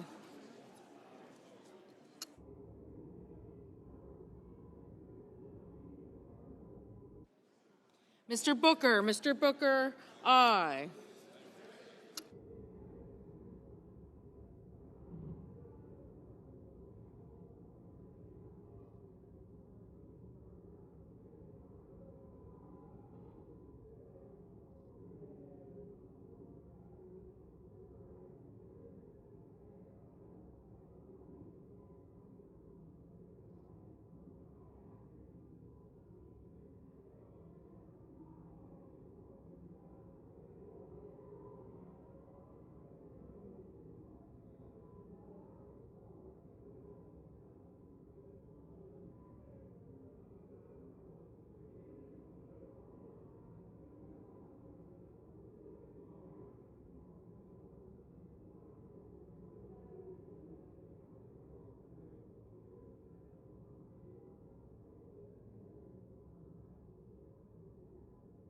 Mr. Hawley, no. Mr. McConnell, no.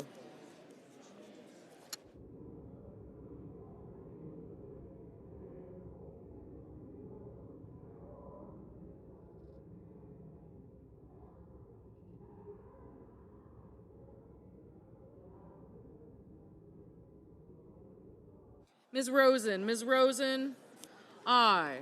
Mr. Gallego, aye. Ms. Slotkin, aye.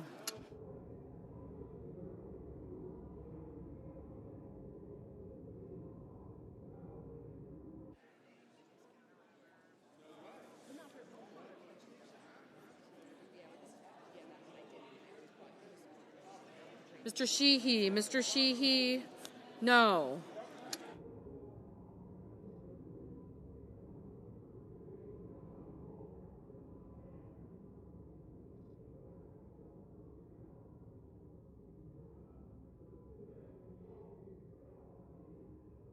Mr.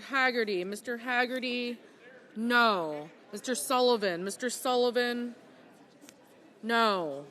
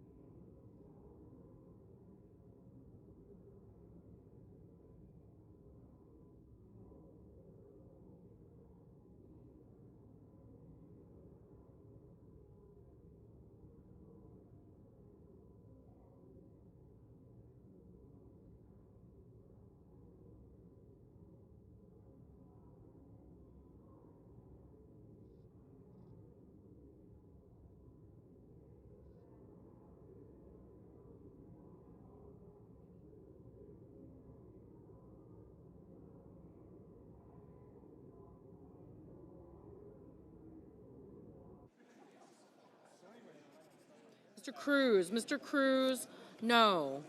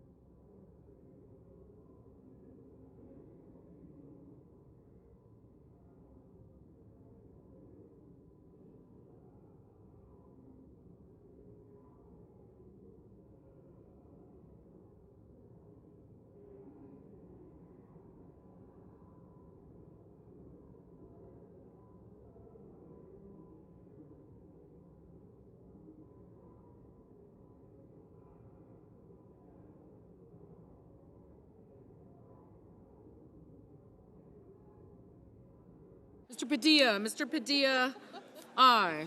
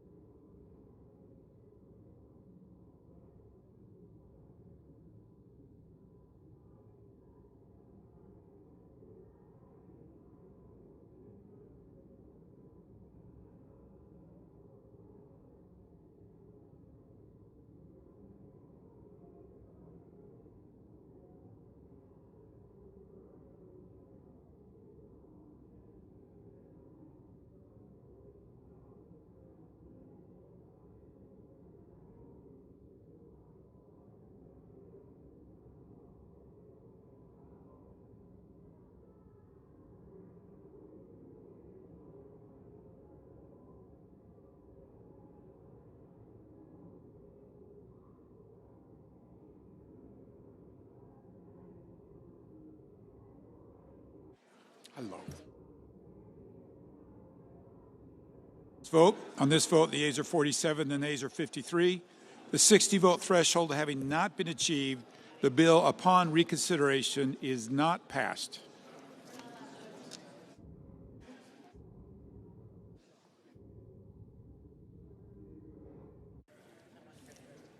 Mr. President. The Senate will please be in order. Mr. President, we have order, please. Please take your conversations outside the chamber. In a few minutes, the Senate is going to vote on the Republican partisan status quo bill. It's a partisan status quo bill. The Republican CR was the wrong option for America a week ago. It remains the wrong option today because it does nothing, absolutely nothing, to solve the biggest health care crisis in America. As we speak, tens of millions of Americans are getting letters in the mail informing them that their health care premiums are about to shoot up by an average of 114%. For a working-class family that needs health care, this is a huge increase. It's going to dramatically hurt them. And our Republican colleagues want to do nothing about it. 4 million people are about to lose coverage. 24 million people will see their health care costs go up. And even if you don't have ACA, the insurers are going to raise rates on you because they're getting so much less money because of all the cuts my colleagues made. This is a crisis. Now, I know the leader is going to show a poll that says that Democrats will be blamed for the shutdown. There are many more polls that show Republicans are blamed. The question in that poll is biased. Biased. In the New York Times, but it's biased. If you turn the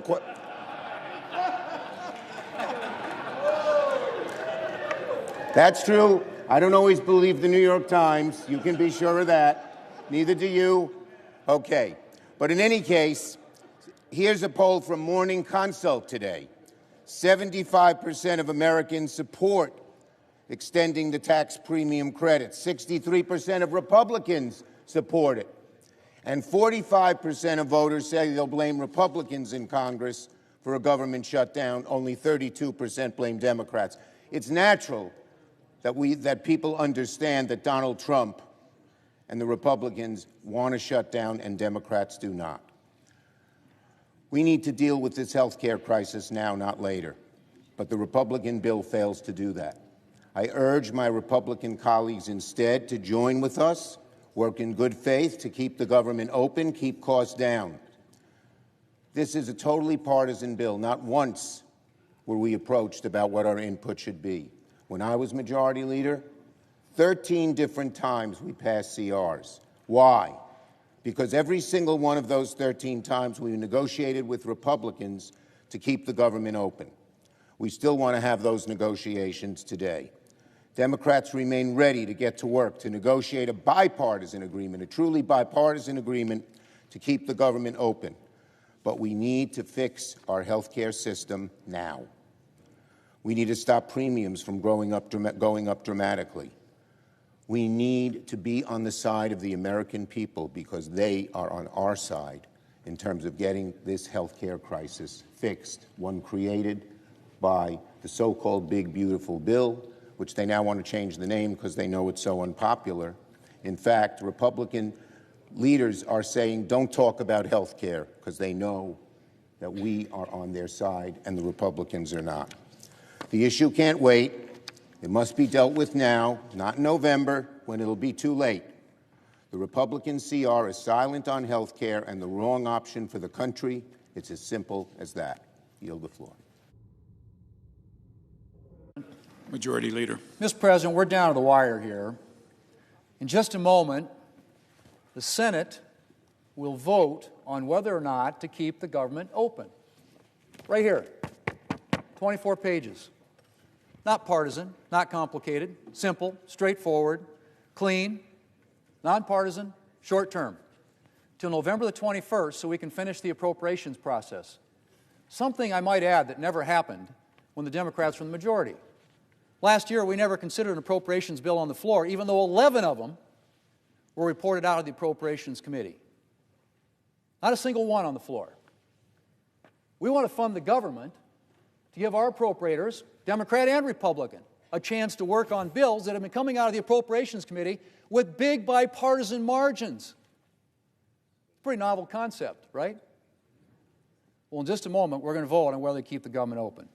And all indications are the Democrats are going to reject the clean, nonpartisan funding extension here before us and choose to shut the government down. Now, Mr. President, my friend, the Democrat leader, and a number of other Democrats have spoken at length on many occasions about the pain that government shutdowns cause Americans. And since he mentioned it, I will show this poll. My handy.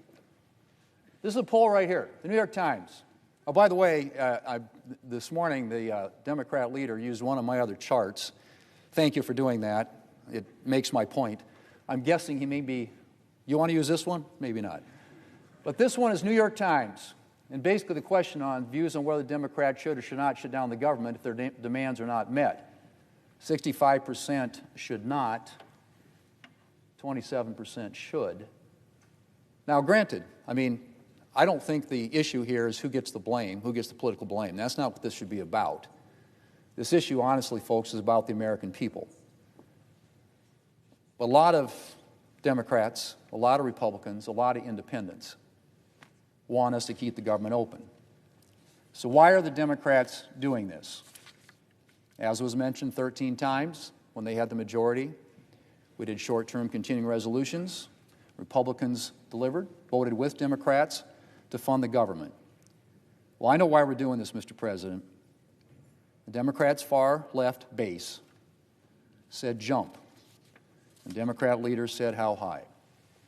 But the far-left's determination to oppose anything President Trump has ever said or done is not a good reason for subjecting the American people to the pain of a government shutdown. So I would say to my Democrat colleagues who still care more about their constituents than the dictates of far-left interest groups, think about what you're doing. Democrat leaders may be determined to take government funding hostage for their own partisan purposes. You don't have to join them. We can pass a clean, nonpartisan bill and get back to the business of the American people. Mr. President, I move to proceed to the motion to reconsider the vote on passage of H.R. 5371. The question is on the motion. All in favor, say aye. Aye. All opposed, say nay. The ayes appear to have it. The ayes do have it. The motion is agreed to. Mr. President, I move to reconsider the vote on passage of H.R. 5371. The question is on the motion. All in favor, say aye. All opposed, nay. The ayes appear to have it. The ayes do have it. The motion is agreed to.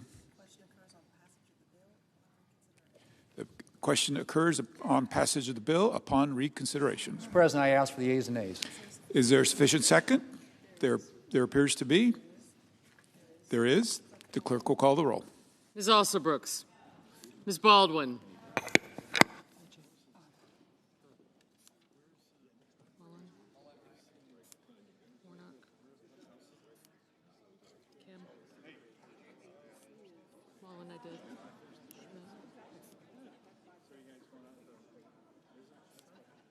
Mr. Banks.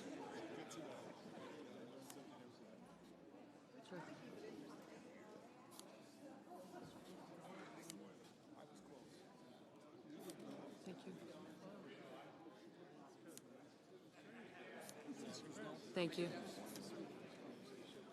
Thank you. Warren, Markley.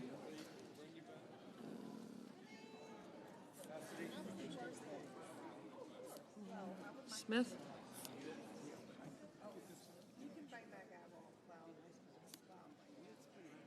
Gotcha. Thank you. I got you. Thank you. I'm deferring to my junior son. Not his little cellmate. Thanks. Tuberville, Thank you. Get Tuberville. Well, I said you, but not the cellmate. I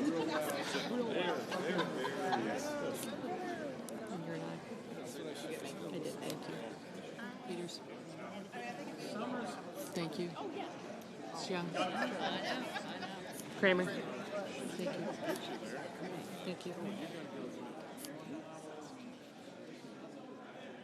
Mr. Barrasso. Coach is right here.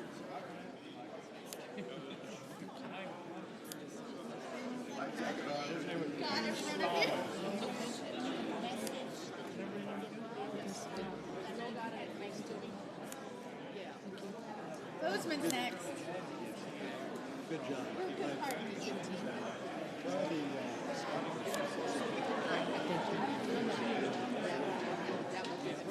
Mr. Bennett, Mrs. Blackburn, Mr. Blumenthal, Ms. Blunt Rochester, Mr. Booker,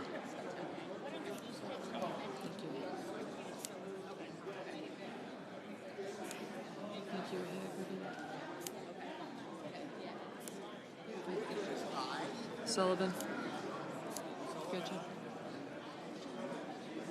Mr. Bozeman, Mrs. Britt. Thank you. Mr. Budd, Ms. Cantwell. Mrs. Capito, Mr. Cassidy, Ms. Collins, Mr. Coons. I got you. Thank you.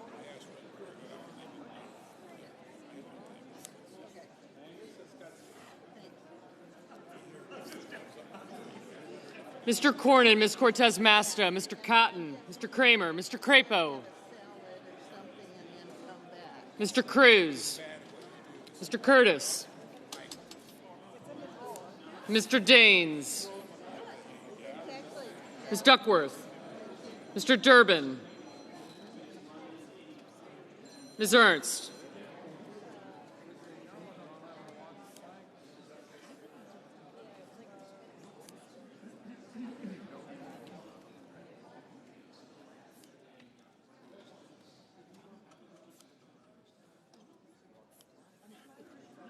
Mr. Fetterman. Thank you.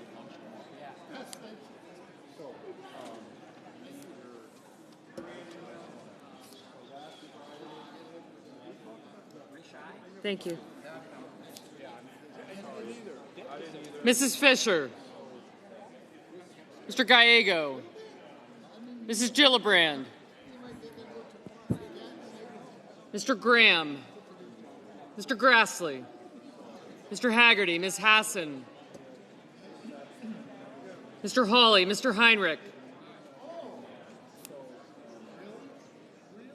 Mr. Hickenlooper, Ms. Hirono, Mr. Hoven,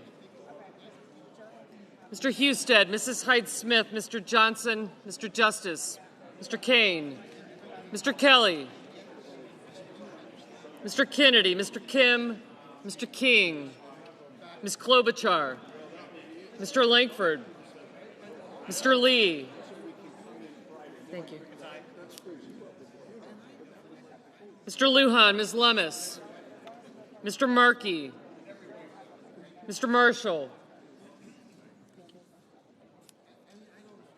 Mr. McConnell, Mr. McCormick, Mr. Merkley, Mrs. Moody, Mr. Moran, Mr. Marino, Mr. Mullen, Ms. Murkowski,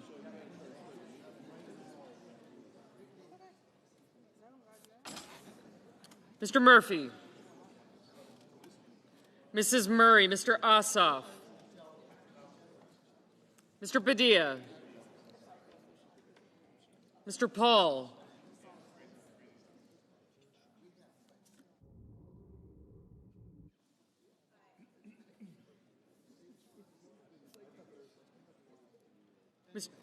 Mr. Peters, Mr. Reed, Mr. Ricketts, Mr. Risch, Ms. Rosen, Mr. Rounds, Mr. Sanders, Mr. Schatz, Mr. Schiff, Mr. Schmidt, Mr. Schumer, Mr. Scott of Florida, Mr. Scott of South Carolina, Mrs. Shaheen, Mr. Sheehy, Ms. Slotkin,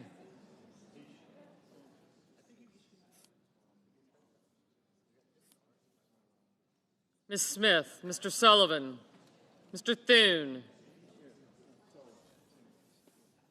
Mr. Tillis, Mr. Tuberville, Mr. Van Hollen, Mr. Warner, Mr. Warnock, Ms. Warren, Mr. Welch, Mr. Whitehouse, Mr. Wicker, Mr. Wyden, Mr. Young.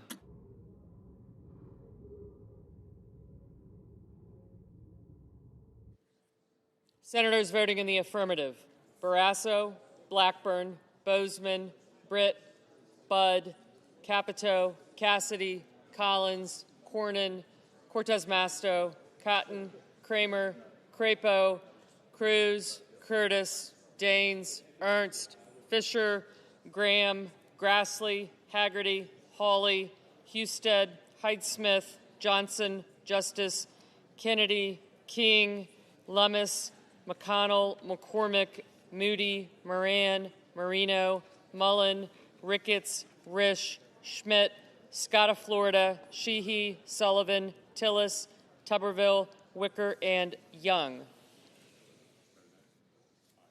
Mr. Lankford, aye. Senators voting in the negative: also Brooks, Baldwin, Bennett, Blumenthal, Blunt Rochester, Booker, Duckworth, Durbin, Hickenlooper, Hirono, Kane, Kim, Klobuchar, Lujan, Merkley, Murray, Padilla, Peters, Reed, Rosen, Sanders, Schatz, Schiff, Schumer, Slotkin, Smith, Van Hollen, Warner, Warnock, Warren, Welch, Whitehouse, and Wyden. Ms. Cantwell, no.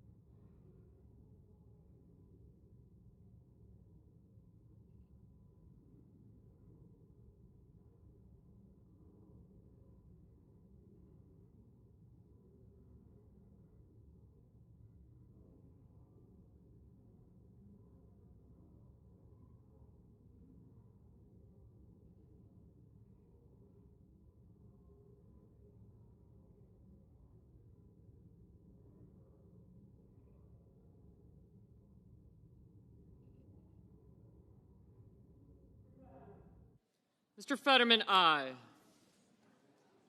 Mr. Kelly. Mr. Kelly, no. Ms. Murkowski, aye.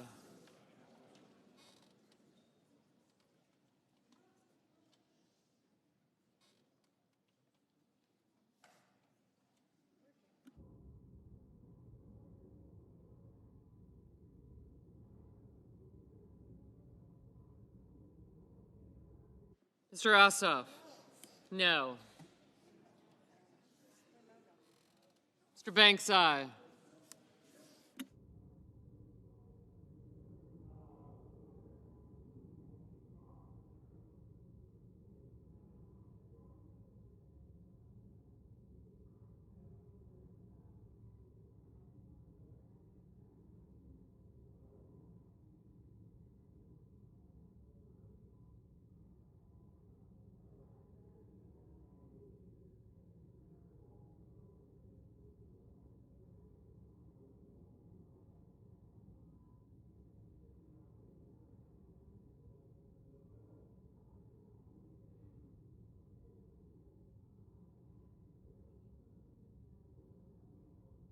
Mr. Heinrich, no.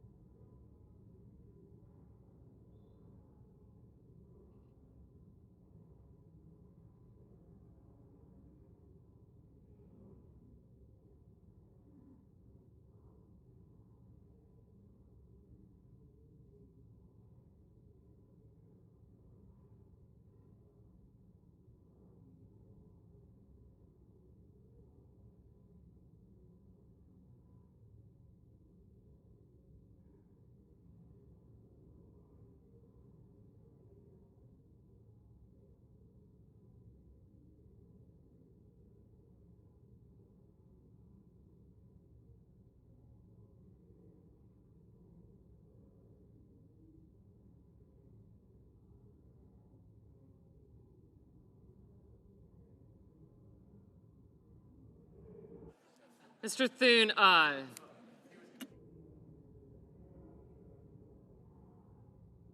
Mr. Hoven, aye.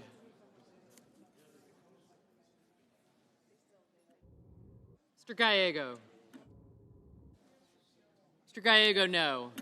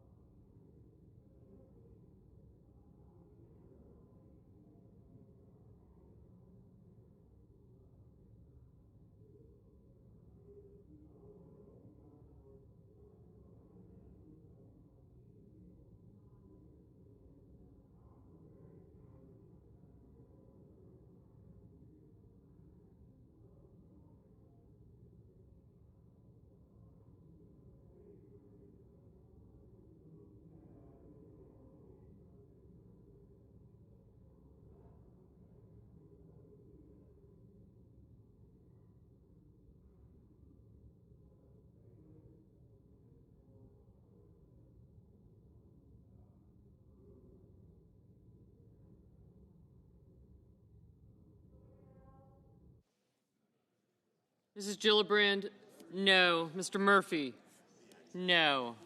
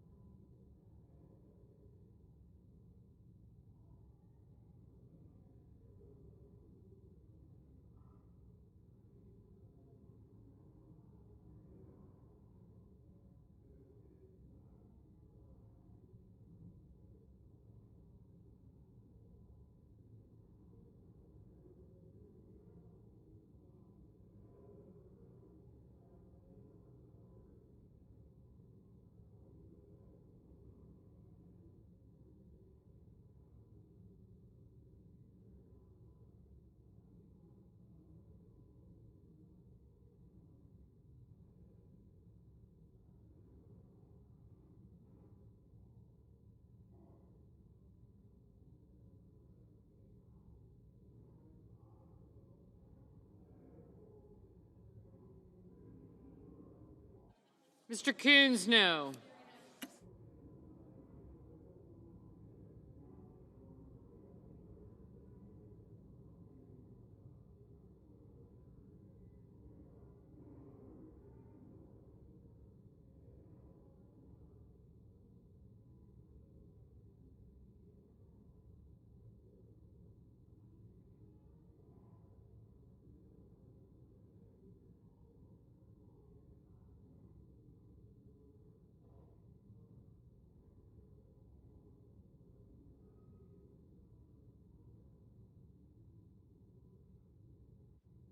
Ms. Hassan, no.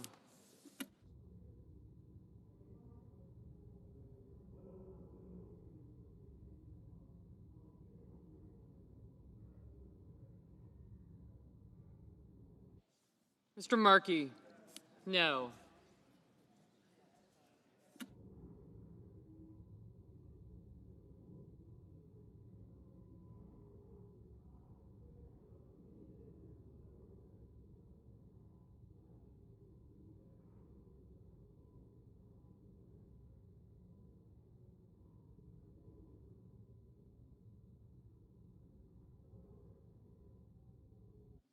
Mr. Lee, aye.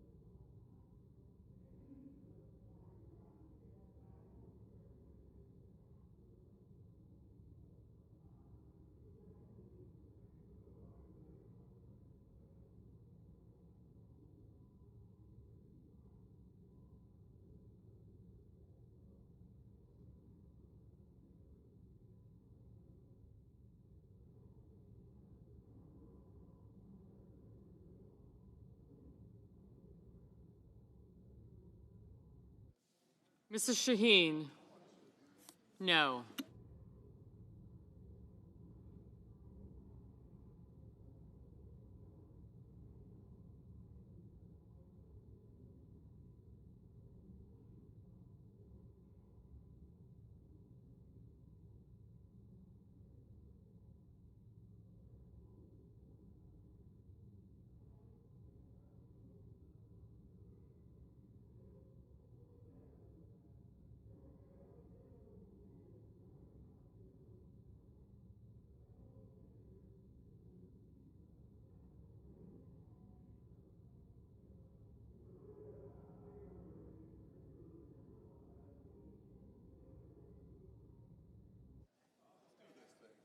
Mr. Marshall, aye. Mr. Scott of South Carolina, aye.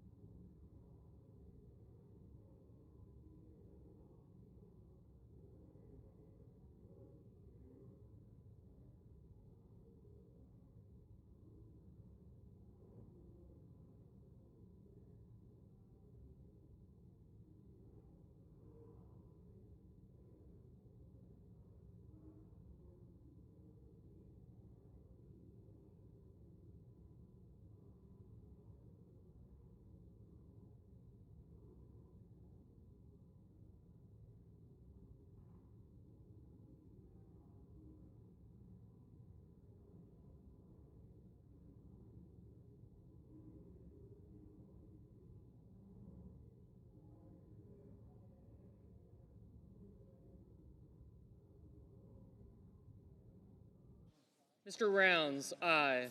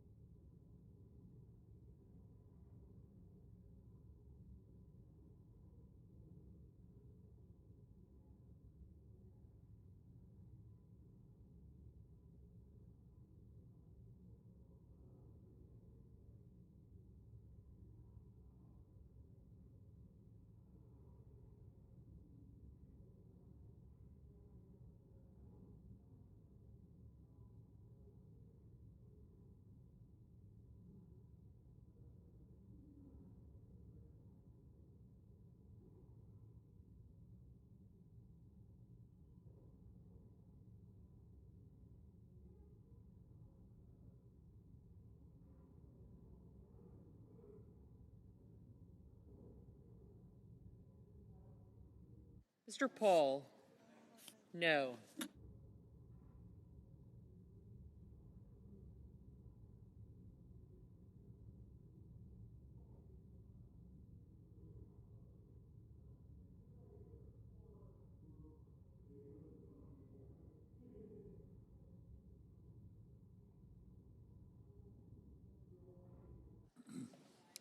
On this vote, the yeas are 55 and the nays are 45. The 60-vote threshold having not been achieved, the bill upon reconsideration is not passed.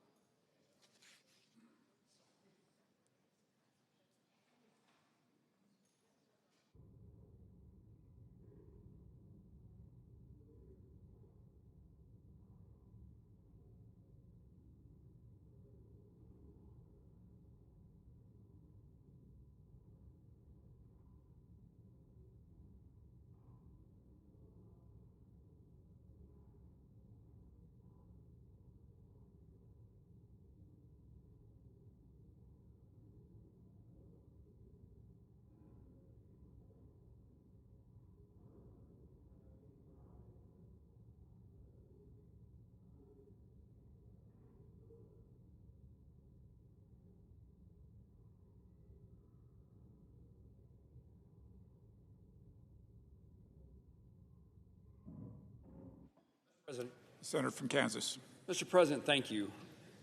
We just, for a second time, failed to pass a continuing resolution to allow the federal government to continue to operate. It's because we are coming to the end of the fiscal year. The appropriation bills have not all been approved, although almost all of them have been approved and approved by the Senate Committee on Appropriations, and several of them have been passed here in the United States Senate. This makes no sense to me. This is not a shutdown that makes any sense at all, and the American people, Kansans, deserve something different from the United States Senate. Every city council or commission, every school board, every local government office in my state passes a budget and then lives within that budget every year.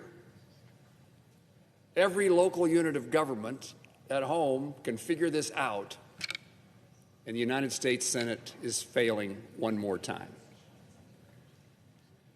A shutdown means uncertainty. Shutdown means dysfunction. And the issue to me is this continuing resolution that would fund the federal government for 21 more days. I'm going to say that differently, till November the 21st.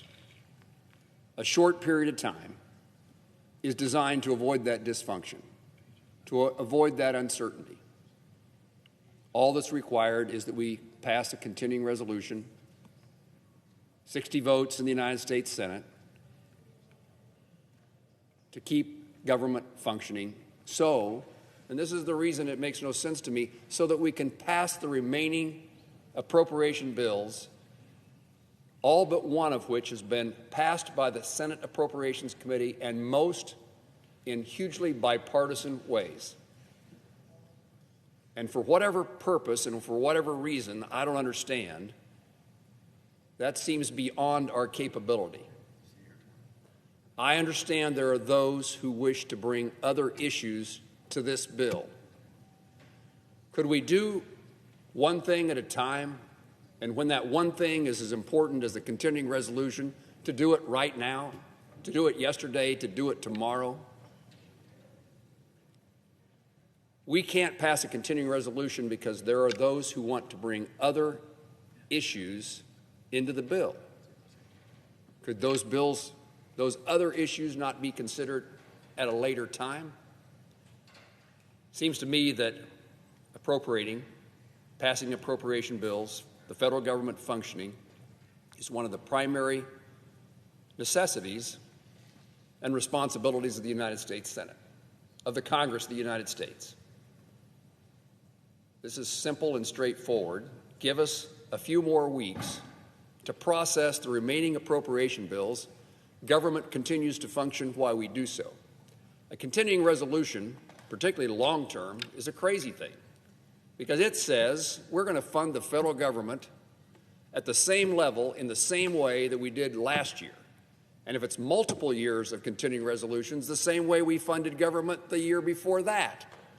Does anyone believe that the priorities of this country are identical to last year? Does anybody believe that they're identical to 2 years ago? Aren't there things that deserve more money, higher priority? Aren't there things that deserve no money? Aren't there things that deserve less money or maybe even the same?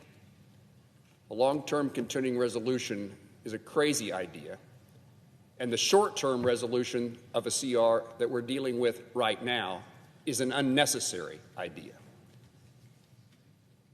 It's unnecessary because we can pass the appropriation bills and avoid a long-term CR, and we just need the time to do it. So a short-term continuing resolution, do it, take up the appropriation bills, as this majority leader has promised to do, and this majority leader has demonstrated he's willing to do it.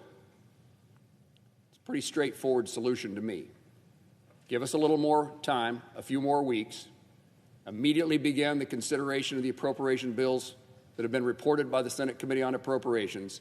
And at the end of that period of time, we don't need a continuing resolution. We will have done our task. I yield the floor. Senator from Hawaii. Mr. President, I thank the senator from Kansas, and at the risk of getting him into political trouble, I am a huge fan of his. But I want to address the question that he asked, which I think is a legitimate one, which is, what's the hurry on the Affordable Care Act premiums? And there's a really straightforward answer, which is that people are getting letters tomorrow from their insurance carriers. Around 24 million people are going to get letters anytime from now until mid-November. And they are going to pay. Now, 24 million Americans are going to be told that because of the last tax bill that was just enacted by Trump and the Republicans, that people are going to be paying an average of 114% more per person per month. So it's not like we just went into a lab and cooked up an issue to try to hijack some unrelated moving legislative vehicle. The reason for this is that 24 million Americans are specifically on the ACA exchange, and they're absolutely going to get hosed.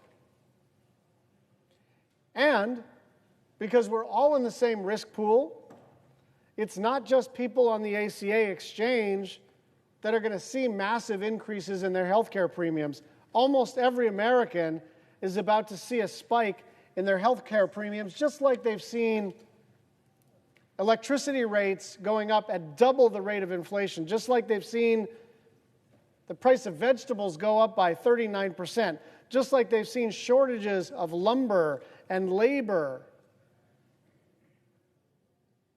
We have an opportunity to do something because our Republican colleagues, at least some of them, understand the magnitude of this problem for their constituents. And so the normal thing to do in a functioning legislative body where the President of the United States does not believe that he is an elected monarch is to try to negotiate some accommodation. After all, these are all of our constituents. It's not like they're exclusively in urban areas or something. They're not exclusively Democrats. In fact, they're slightly more Republican than Democrat on the ACA exchange.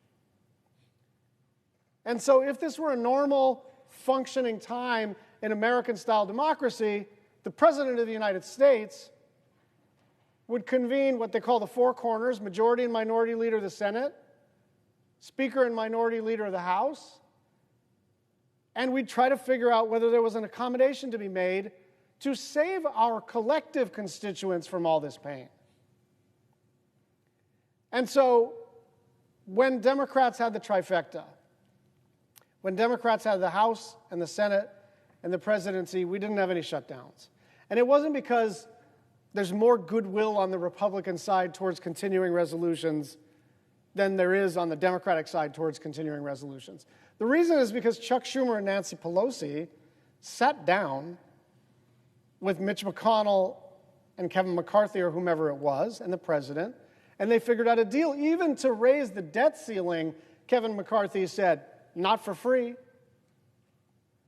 So this idea that the minority party, only this minority party, only in this time in United States Senate history, we are to shut up and do whatever we are told. And what's worse is they're asking the majority party to do the same thing. This president believes that he's a monarch. This president finds the legislative branch to be a nuisance. And you know what? The legislative branch is a nuisance.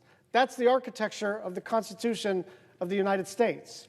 We're supposed to be in a struggle with each other. We're supposed to argue and fight. And then we're supposed to come to an accommodation. But we can't come to an accommodation until there's a meeting. And so we're going to be here fighting for health care, and we're also going to be here fighting to reopen the government. If the clock strikes midnight and we're not able to avert this shutdown, then we are going to be here ready to deal. We understand we're not going to get everything we want. We understand we're in the minority. We understand we're out of power. But understand this, we're not powerless. We still represent, pessimistically, 47% of the, certainly 47% of the Senate seats, but something like half the country wants us to represent their point of view. And the point of view that we are representing, by the way, is shared by most of the constituents who are represented by Republicans too. And so there is still a pathway, but it has to be pursued. And so the onus is on the President of the United States and the Majority Leader and the Speaker to find that pathway. I yield the floor.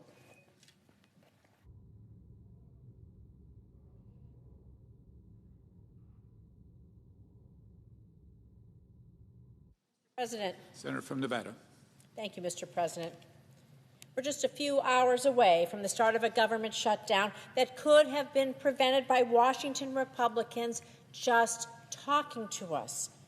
But Donald Trump and Washington Republicans chose to once again put politics ahead of the American people. They won't come and talk to us. After slashing Medicaid and taking health care away from families who need it the most, Donald Trump and Washington Republicans are now shutting down the government, like I said, because they refuse to come to the table. They refuse to have a conversation. They refuse to work in a bipartisan way to stop a massive spike in health care costs for hard-working families, for all of you. And that's it. That's it. This is why Trump's about to shut down the entire federal government. You know, my dad often said, if you don't have your health, you don't have anything. And it's clear that Donald Trump and Washington Republicans want you to have nothing. Nothing. Because they're doing everything they can to take away health care from as many Americans as possible. And for every American, everyone out there, your health care premiums are about to double. About to double, everybody across the board. So while Republicans, those folks here in Washington, fight for billionaires, Democrats are here fighting for you, for your health care, for your ability to see a doctor, get your prescriptions without breaking the bank. In my state of Nevada, over 110,000 Nevadans get their health care coverage through the Affordable Care Act's marketplace. We know it as Nevada Health Link. Nearly 95,000 of those families are able to afford their premiums using Nevada Health Link, thanks to what we call the enhanced premium tax credits. So I want to be clear, because there's a lot of misunderstanding here. It's not a handout. It isn't welfare. It's just a tax break that helps lower the costs for nearly 95,000 Nevadans so they can afford to buy an insurance policy, so they can go to the doctor when they're sick and have a copay, and go to the pharmacy to get their medication for a copay so they can just afford their insurance. And we're talking about hardworking families, small business owners, workers who don't get health care through their jobs, so many of them.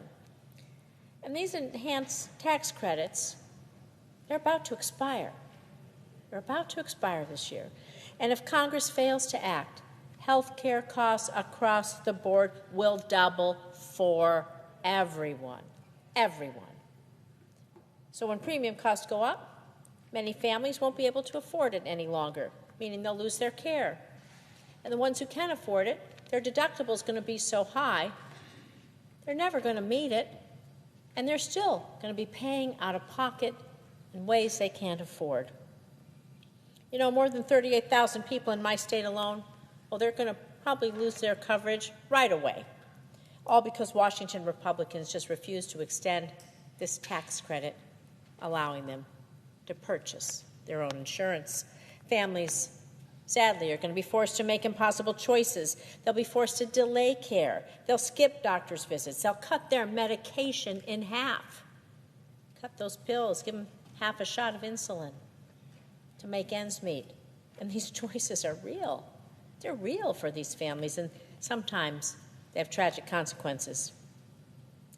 And since the beginning of this year, Democrats have been trying to work in good faith with Washington Republicans to extend these ACA enhanced premium tax credits and protect Americans' health care coverage.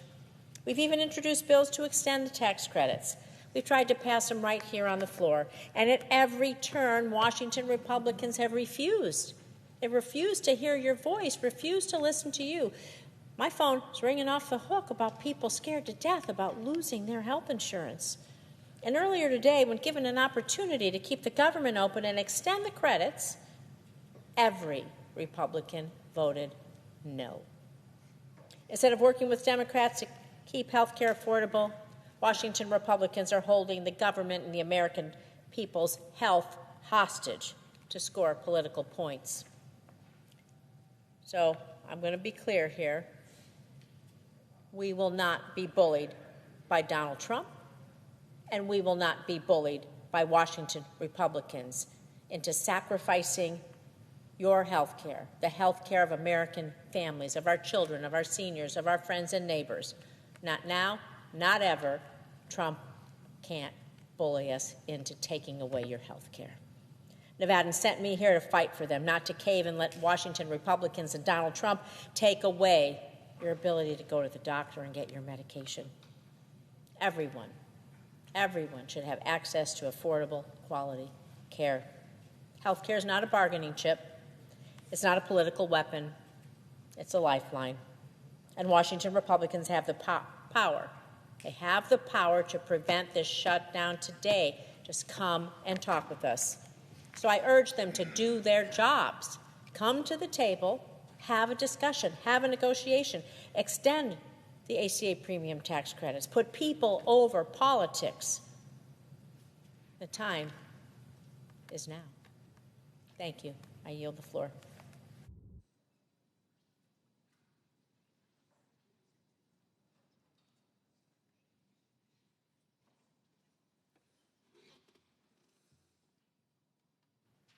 Mr. President. Senator from Connecticut. Thank you, Mr. President. My thoughts tonight are with the millions of Americans who will bear the brunt of this shutdown.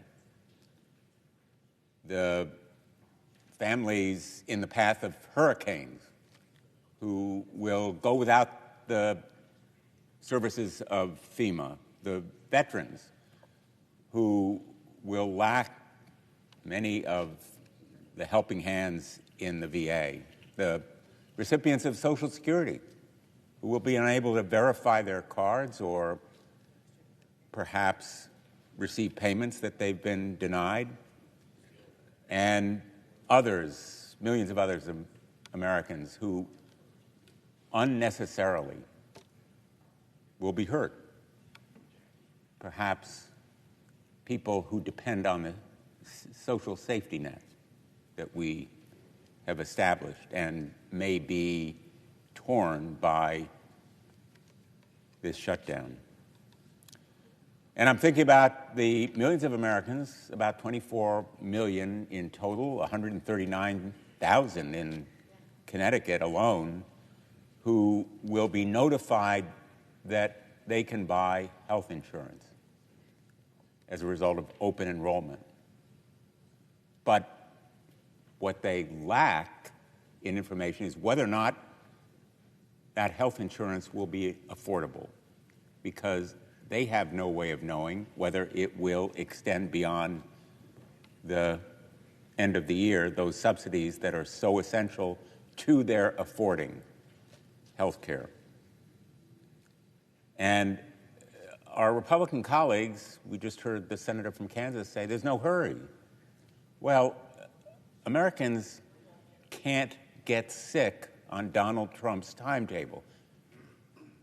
When people are told there's no hurry if you get sick for medical care, that sounds cruel because it is cruel and it's stupid.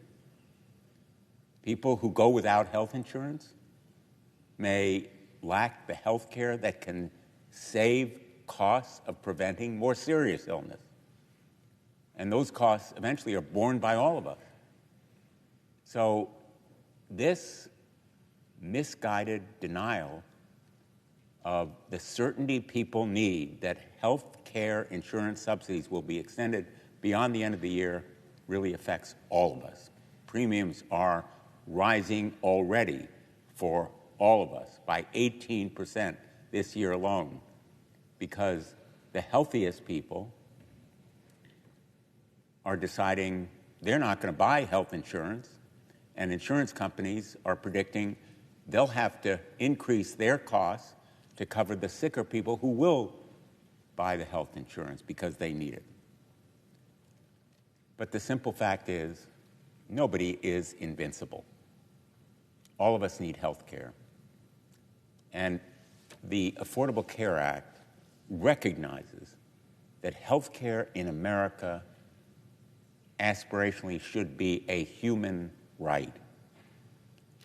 And our failure to provide it to those millions of Americans who will find health care insurance unaffordable is unacceptable.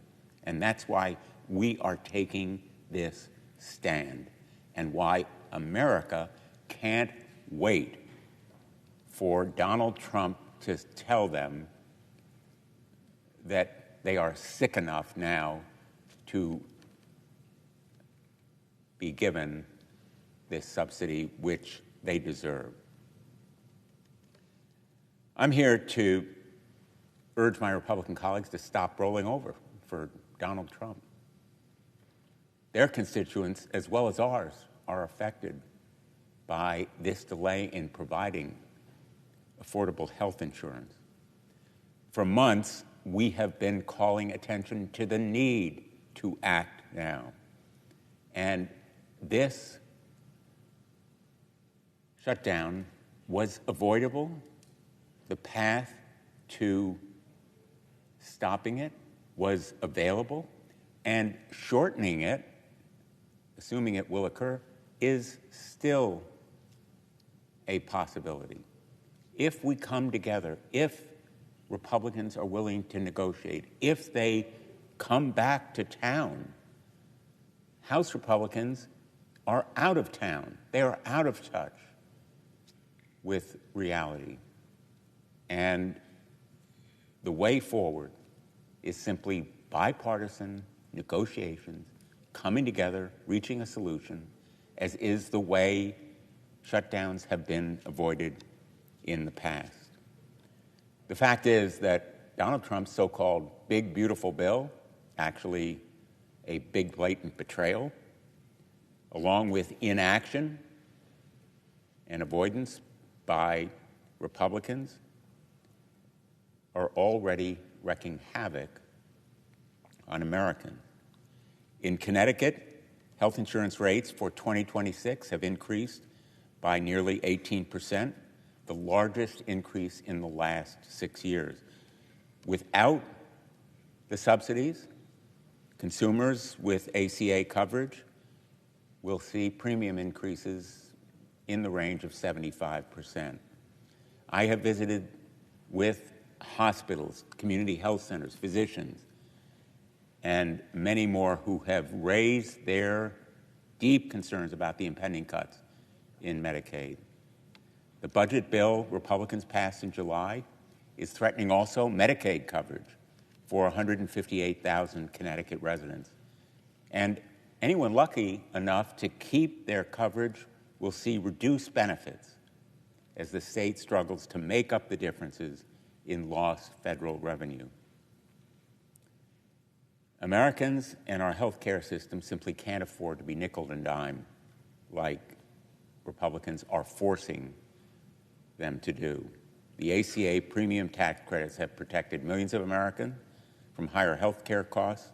They've reduced the number without health care insurance.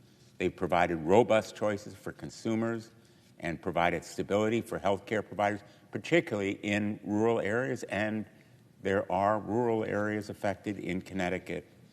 And in addition to the impending cuts in Medicaid, Republicans are refusing to extend these subsidies. It is cruel, it is unnecessary, it is dumb. So I'm here to advocate for the 139,000 Connecticut residents who depend on these credits and the 24 million Americans who are making decisions about health care insurance coverage right now at their kitchen tables, in their living rooms, in their homes. It should not be a partisan issue. At the end of the day, it's a choice. Do we choose a highly successful solution that has reduced health care costs for the whole nation, or do we allow the clock to run out and raise health care costs for families in every state in this country? That choice can still be made in the next 24 hours, in the next 2 days, to shorten and lessen the pain that will be felt by Americans. I choose to stand with working families. I will fight, and we are unified in our fight as a matter of conscience and conviction. We will not be bullied. Donald Trump should know that we will stand strong for working families in America. They deserve health care. It is about saving health care and holding Donald Trump accountable to follow the law. When there is a budget, when it's passed by Congress and signed by the president, he cannot be allowed to simply ride roughshod over it and disregard it. It is the rule of law and health care that's at stake here, and I will fight for them. Thank you, Mr. President. I yield. The senator from Rhode Island. Well, we are headed into a miserable situation. It is a miserable situation for all of the federal employees around the globe who are going to be put into shutdown mode. It is a miserable situation for our country as the rest of the world looks at us as the gang that can't get its act together and pass simple funding bills for the government. It is an extraordinarily frustrating moment to be here now. There are very few people for whom this is not a miserable prospect, but there are a few of them, and one of them is OMB Director Russell Vought, who is a strange character who has spent his life in the care and feeding of the fossil fuel industry and big polluters, and who takes a perverse joy in destroying American government from the inside. Mr. President, I see that the Majority Leader has come to the floor, asked unanimous consent that when he is concluded and I pick my remarks back up, my remarks be linked back together as if they had been made without interruption. Without objection. With that, I yield the floor to the leader. Thank you, Mr. President. Thank the senator from Rhode Island for yielding. I'll be very quick here. Mr. President, I ask unanimous consent that the Senate be in a period of morning business with senators permitted to speak therein for up to 10 minutes each. Without objection. I ask unanimous consent that the Senate now proceed to the in-block consideration of the following resolutions, which are at the desk: SRES 427, SRES 428, SRES 429. Is there an objection to proceeding en bloc? Without objection, the Senate will proceed en bloc. Mr. President, I ask unanimous consent that the resolutions be agreed to, the preambles be agreed to, and the motions to reconsider be considered and made, laid upon the table, all in block. Without objection. Mr. President, I ask unanimous consent that the Committee on Judiciary be discharged from further consideration. The Senate now proceed to SRES 396. The clerk will report. Senate Resolution 396, condemning the tragic act of violence on September 10, 2025 in Evergreen, Colorado, and so forth. Is there objection to proceeding to the measure? Without objection, the committee is discharged and the Senate will proceed. Mr. President, I ask unanimous consent that the resolution be agreed to, the preamble be agreed to, and the motions to reconsider be considered, made, and laid upon the table. Without objection. I ask unanimous consent that when the Senate completes its business today, it stand adjourned until 10 a.m. on Wednesday, October the 1st, that following the prayer and pledge, the journal proceedings be approved today at the morning hour be deemed expired, and the time for the two leaders be reserved for their use later in the day. Morning business be closed, and Senate resume consideration of calendar number 115, S2296. Without objection, so ordered. Mr. President, for the information of my colleagues, senators should expect 3 votes at 11 a.m. and further votes later in the day. If there's no further business to come before the Senate, I ask that it stand adjourned under the previous order following the remarks of my colleagues. Without objection. The senator from Rhode Island. So there will be misery ahead for most normal people, not counting the weird ones who like inflicting pain and doing damage for the benefit of a bunch of creepy right-wing billionaires who've propped them up their whole lives. And the reason we're here is really twofold. One, as they've shown during the Trump regime, Republicans really don't want to govern. They want to rule. They don't want to talk to Democrats, even where they need our votes. Here they need our votes. And yet, what have we been offered to get those votes? Nothing. Not even discussions. The president only met with the Democratic leaders just yesterday. And he didn't seem to be aware of what was at stake here for the Americans who are about to lose a huge health care benefit. They just go wildly forward. We've seen it over and over again here on the Senate floor. How many times in just the few months that we've been here in this administration have Republicans done the thing that they were furious when we even talked about doing, to overrule the parliamentarian and change the rules to make things easier for themselves rather than negotiate with us? My count is 4 already. 4! And we're only 9 months in. They don't want to govern. They don't want to talk to us. They want to rule. They want to dictate to us. And at the same time, the other reason we're here is that there's this strange Republican fixation with taking health care away from people. I do not understand it.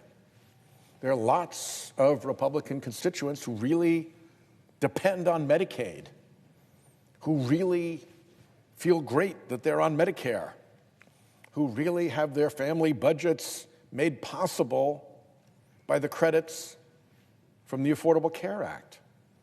It's not like Democrats get the benefit of this. Everybody gets the benefit of this. And yet, what have we been put through just in these months? $1 trillion in cuts to Medicaid.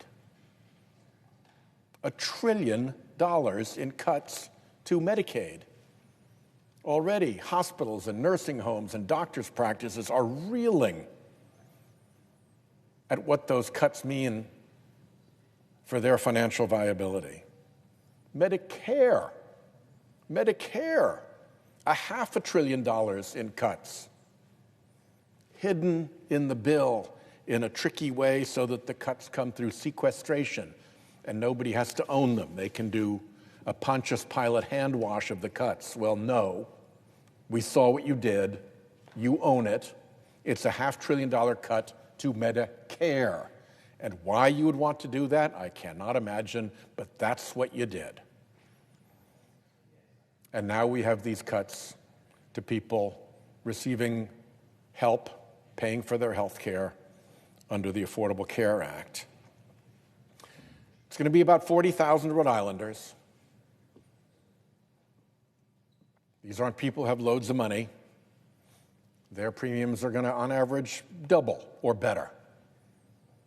I mentioned a retired mental health counselor yesterday. She's going to have $477 in added expense every single month because of this. And it all starts now. It all starts happening now. So when we're told, why are we forcing the issue now? It's because now is when the issue is upon us. When we're told, why don't we negotiate later? My question is, why aren't we negotiating now? Why would we believe when we're told that you'll negotiate later on this when you won't negotiate now on this? Now, when you need our votes, you won't negotiate on something that you say you'll negotiate later? Why does that make any sense? Why is that even remotely credible? The harm starts now. The negotiations should start now. And frankly, what Democrats are asking for is something you ought to be doing anyway, just to help your own constituents. This shouldn't be hard at all. We should not be here having this conversation. This should have been resolved already, except that the Republican majority wants to rule, not govern, and they have this strange fixation with taking away health care, even from their own constituents. Over and over again, we've seen it. We've seen it with the repeated overrulings of the parliamentarian. We've seen it with the Beautiful for Billionaires bill that got rammed through with a simple majority. We've seen it with the change in the rules to allow 100 nominees to go through at a time under advice and consent. We have seen it with clean air standards that help everyone being repealed over and over and over again. The Republicans take the path that allows them to rule, not to govern, that allows them to ignore the minority party even when they need our votes, even when what we're asking for is in their constituents' interests, even when what we're asking for is something that their constituents want. Even then, we're up against this blockade. So I hope that Republicans come to their senses. I hope that the president realizes what he is doing and that we can put an end to this shutdown as quickly as possible. But let me make this absolutely clear. This is a shutdown that lands entirely at the feet of the Republican Party that controls the Senate, that controls the House, that controls the presidency, that won't negotiate with Democrats even when it needs our votes, and that has an unhealthy fixation with taking away health care from their fellow Americans. I yield the floor. Madam President. The senator from Delaware is recognized. Madam President, I'm asking why we're here.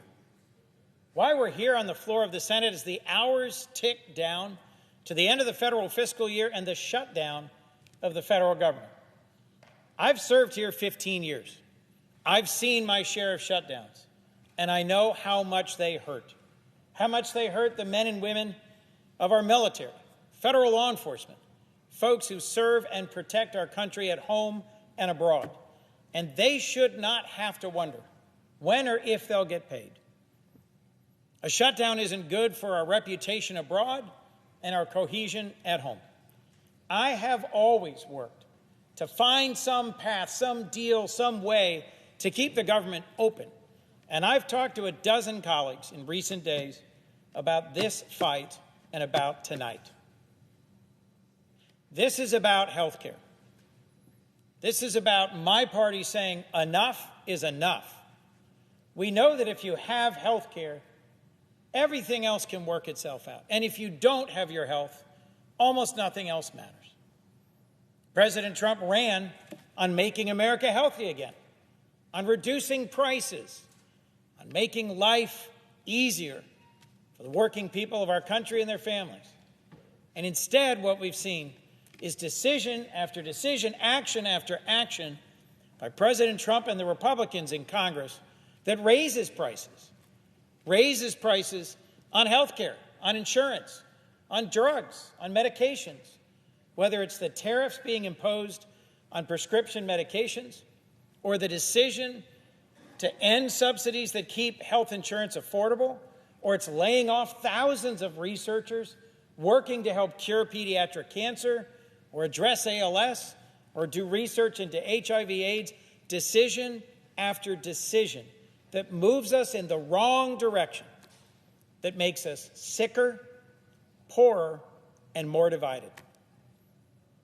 I'm usually one of the first to walk across the aisle and say, let's find a solution. Let's find a way out of this. And I've been doing that in recent days, talking with colleagues.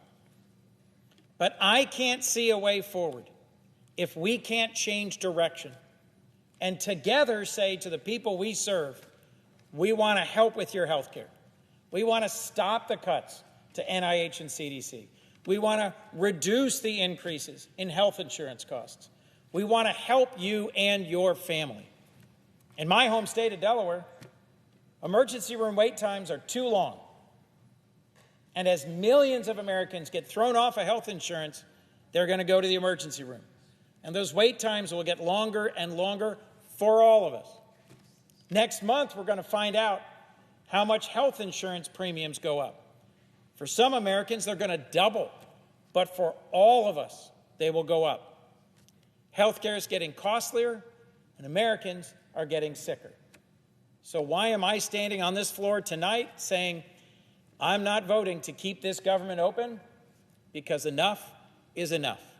There are ways we can and should work together to change direction, to put on the floor the bipartisan health appropriations bill that'll restore tens of billions of dollars to the NIH and CDC, that'll stop Trump's cuts to American health care and insurance and research.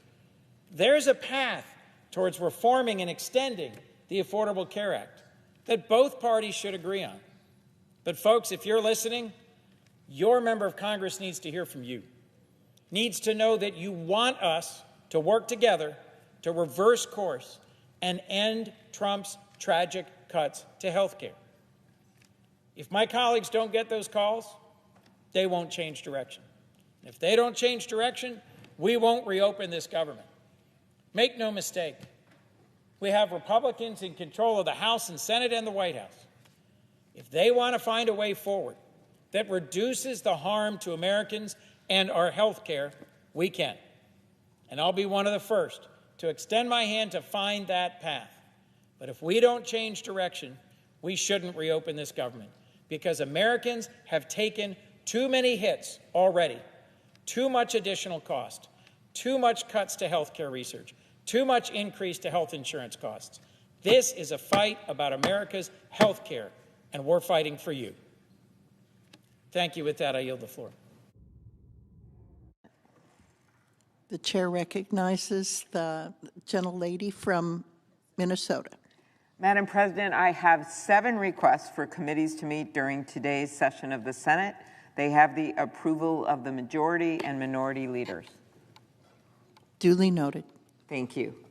Madam President, as my colleague from Delaware just noted, we are here today because Republicans have created a healthcare crisis for millions of Americans. And like the senator from Delaware, I am someone that works across the aisle all the time.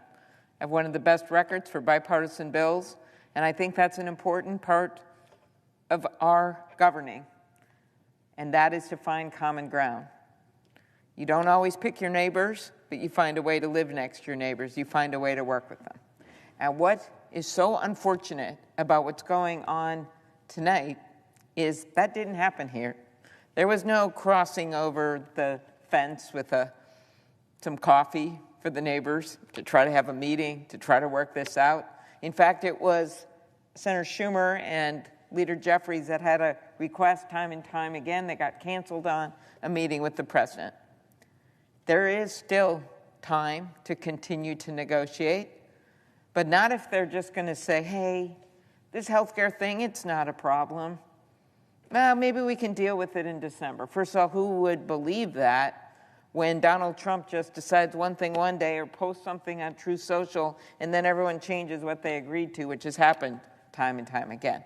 So that's one reason it's not reality unless he's at the table. Number 2, it's not reality because this is not a December problem. This is not a January problem. This is a now problem. November 1st, that's when people start re-enrolling.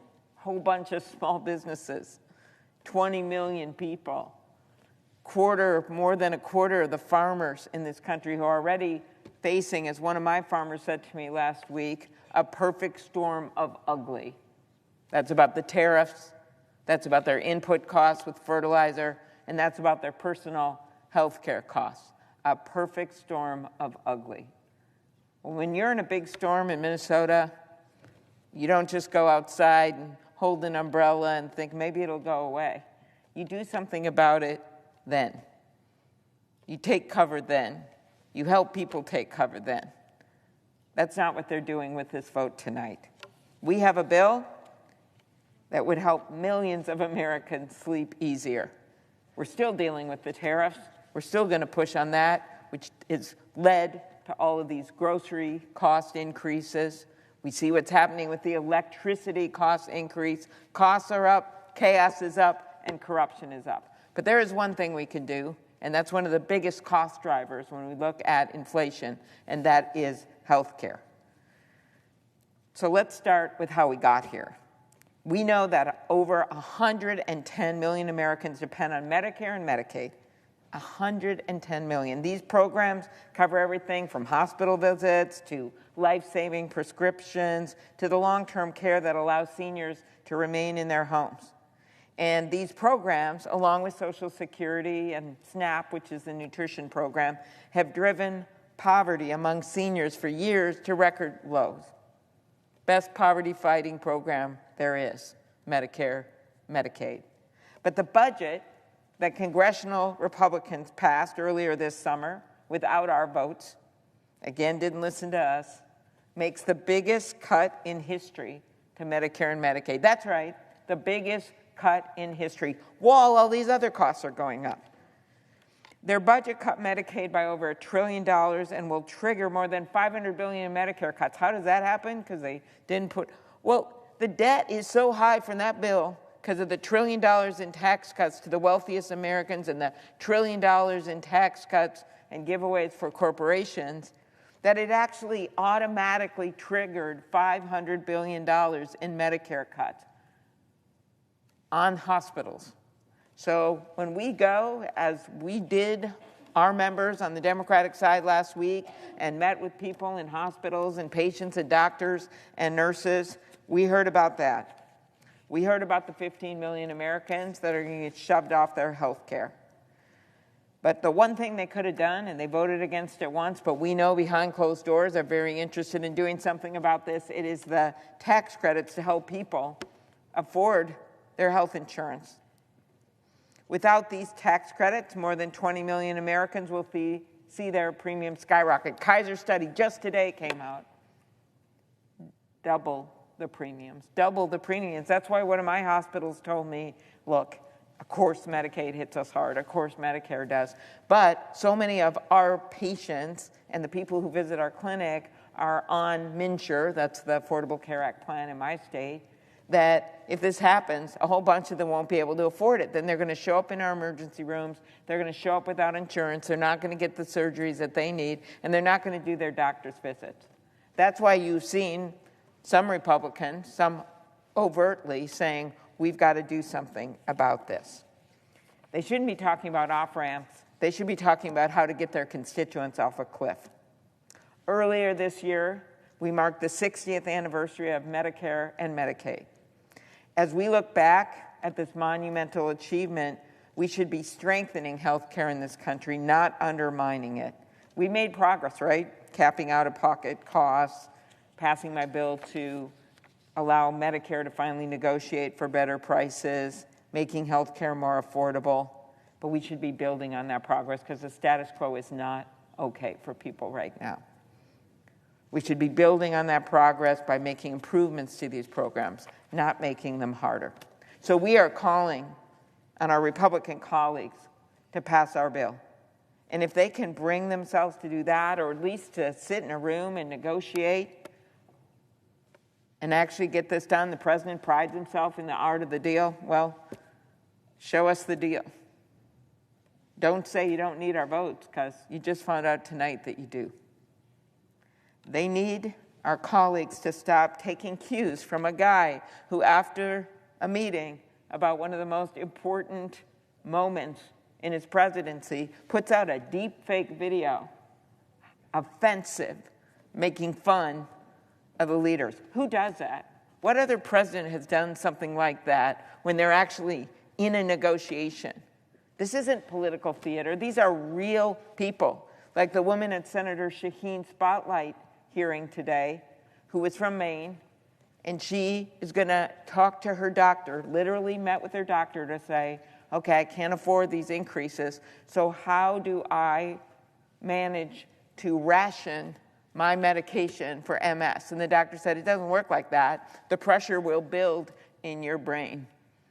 Well, I hope the pressure from the public, when they see what's going on, is going to build. And we're starting to see it all over the country right now.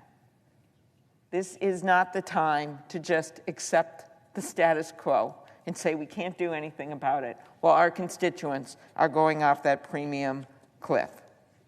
So maybe the president needs to get out and talk to that farmer whose soybean market has dried up. Now he's not going to be able to afford his health insurance, and see that perfect storm of ugly. He's not going to meet those people on the golf course at Mar-a-Lago. I can tell you that right now. He needs to get out there. And it's time to start taking cues and listen to real people and not memes and not fake deep fake videos. This is not a joke. Our bill is a path forward, and we ask them to come to the table and negotiate with us. Madam President, I yield the floor.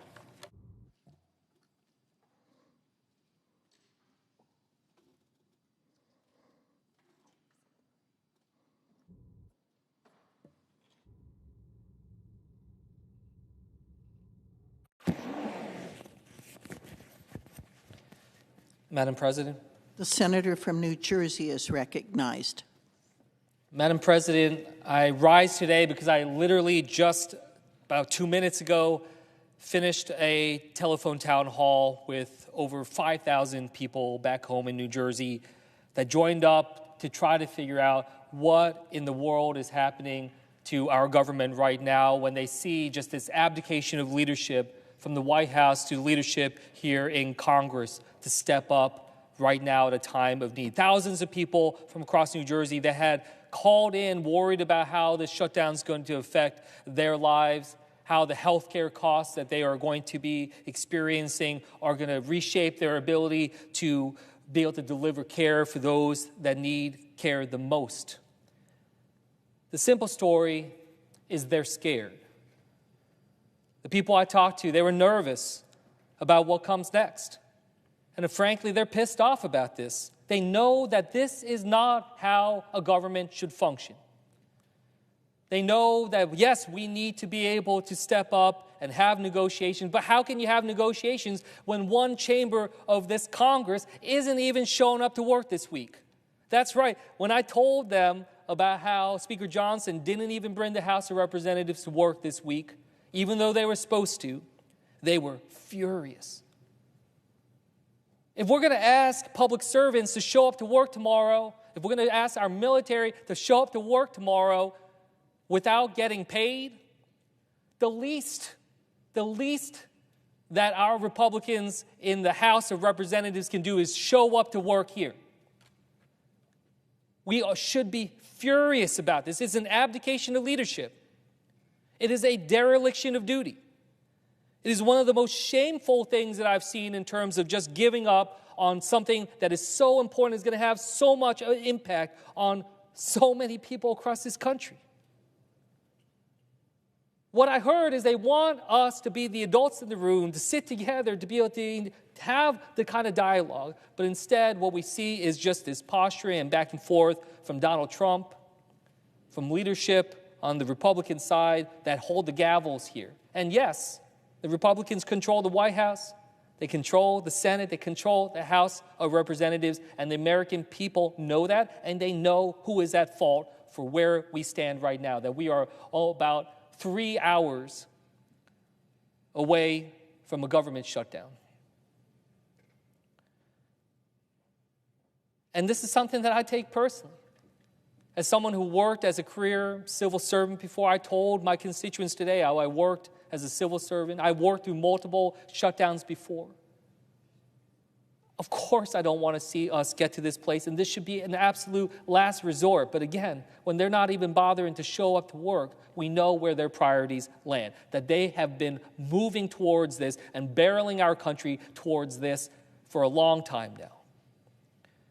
So my constituents have every bit a right to be feeling pissed off about this. Because after we were already going through this in March, they see government once again not working for them. And they're right. Where have the attempts been over the past few months to work together to avoid this scenario? And again, it's not just about process. I don't want people to think that this is just some tug of war, that this is just some battle for political power, that this is just some challenge between political parties for who has the momentum on their side. There's real struggle. And I heard that on this town hall. We had people like Letitia from Camden who said that with the prices so high, quote, every choice feels like a sacrifice and the stress is constant. It's affecting how they're able to hold up and how they feel when they wake up every morning, what keeps them up at night. Still, she remains determined to advocate for families like hers who deserve stability, dignity, and hope.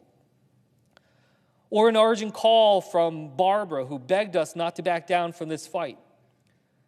Laura from Brick, who called and urged Democrats not to back down from this fight, and being able to say how concerned she was for just regular citizens to be able to make things easier for everyone impacted. She was asking, how can she help? She's asking, how can she help those that are struggling from the shutdown? She frankly wants to do more than what Speaker Johnson is doing on the other side of this building.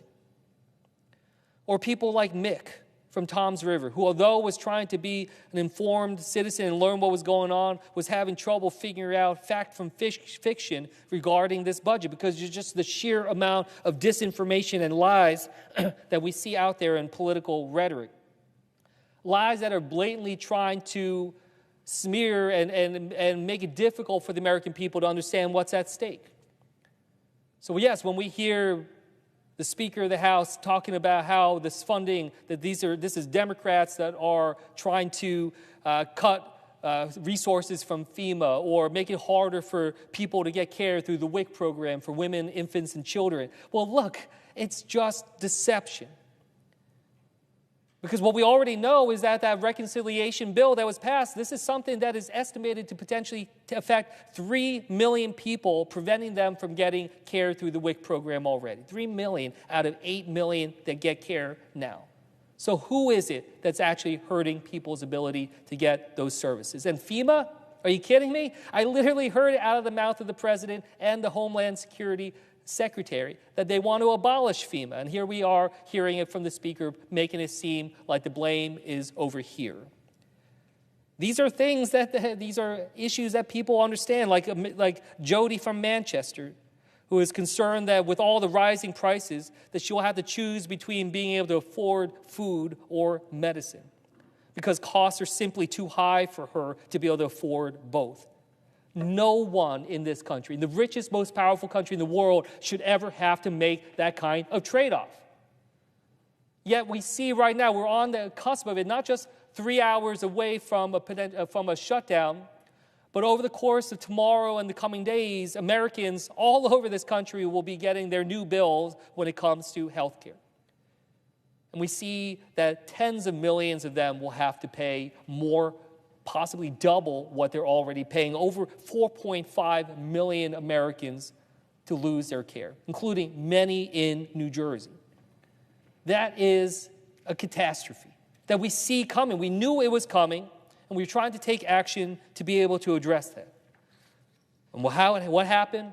Kicking the can down the road. When does open enrollment start when it comes to healthcare? Starts in November. So what good is it if we punt towards Thanksgiving, which is what this body tried to do? They need solutions now. They need answers now. And they're not getting it, and they're certainly not seeing anything that resembles leadership in this country right now. So yes, when I'm hearing from Lorena from Forked River, who says that, literally could lose her current health insurance if the ACA premiums go away, that's what we're fighting for. That's what I hope people see over the coming period as this continues on. Because I know it's so easy to make it feels like, again, it's just completely detached. And often it really seems that way. It feels like people here in the Senate, here in Congress, at the White House, that we're playing with other people's chips, that we don't feel it ourselves. I have to say, I found it disgusting when I learned in 2019 and I came into Congress that the president and members of Congress get paid during the shutdown, that they continue to get their salary while service members in our military and other public servants do not, even though they are showing up to do the work. We should not be held to a different standard. We should not be in a place where it seems like we're above the rest. Because that's exactly what the rest of the American people believe. They believe that we think that we're above the law, that we don't have to obey it, that we don't have to follow the rules that other people do, and that's why they are losing trust in this government. And I can tell you, come midnight today, they have every bit reason to believe that, because we have failed to ability to be able to deliver for so many people. We had Lucinda from Whiting write in telling us, begging us to hold the line when it comes to fighting for health care. Because in her words, quote, I definitely cannot afford my ACA insurance without the advanced premium tax credits. If costs go up and health care gets more expensive, I will have to go without insurance and not go to the doctor. These are just a fraction of the thousands of calls and emails and outreach that we've received. We asked people to share their stories. We got over 3,500 stories back just this week about people's concerns about what's happening with this shutdown and losing health care. And we need to recognize that a president who can't even be bothered to learn about the hurt that is being put forward by his own party when it comes to our health care, that our bill is not one that is looking out for them. We need leaders who understand what is going on. We need leaders who care about the people they are supposed to be leading. We need leaders who will actually be the adults in the room.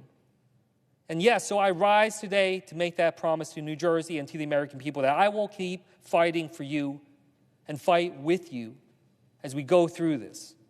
And we're going through uncertain times. We're entering unprecedented times. And I know that it's a lot for everyone. But again, we remember why we fight here. That while I'm giving this speech, I'm worried about the care that my father's getting, and my father's health is declining rapidly. Every single one of us knows what it's like to have a loved one struggling when it comes to their care. And I know everyone knows that experience of saying that we would try to move heaven and earth to be able to make sure that they get the care that they need in their time of greatest need. And how can I, when I stand by thinking about 4.5 million Americans, including many in my state, losing health care, making it harder for them to be able to deliver for their family, how can I say that this is a time to roll over, that this is a time to stand down? No. We draw the line here. We fight for your health care. We fight for your lives, your ability to deliver for your loved ones, and to be able to stand up together and say, this is not how our government should work. This is not how our democracy should function. We deserve better. The American people deserve better, and that's what we're going to fight for. We're going to fight for better. With that, I yield back the floor.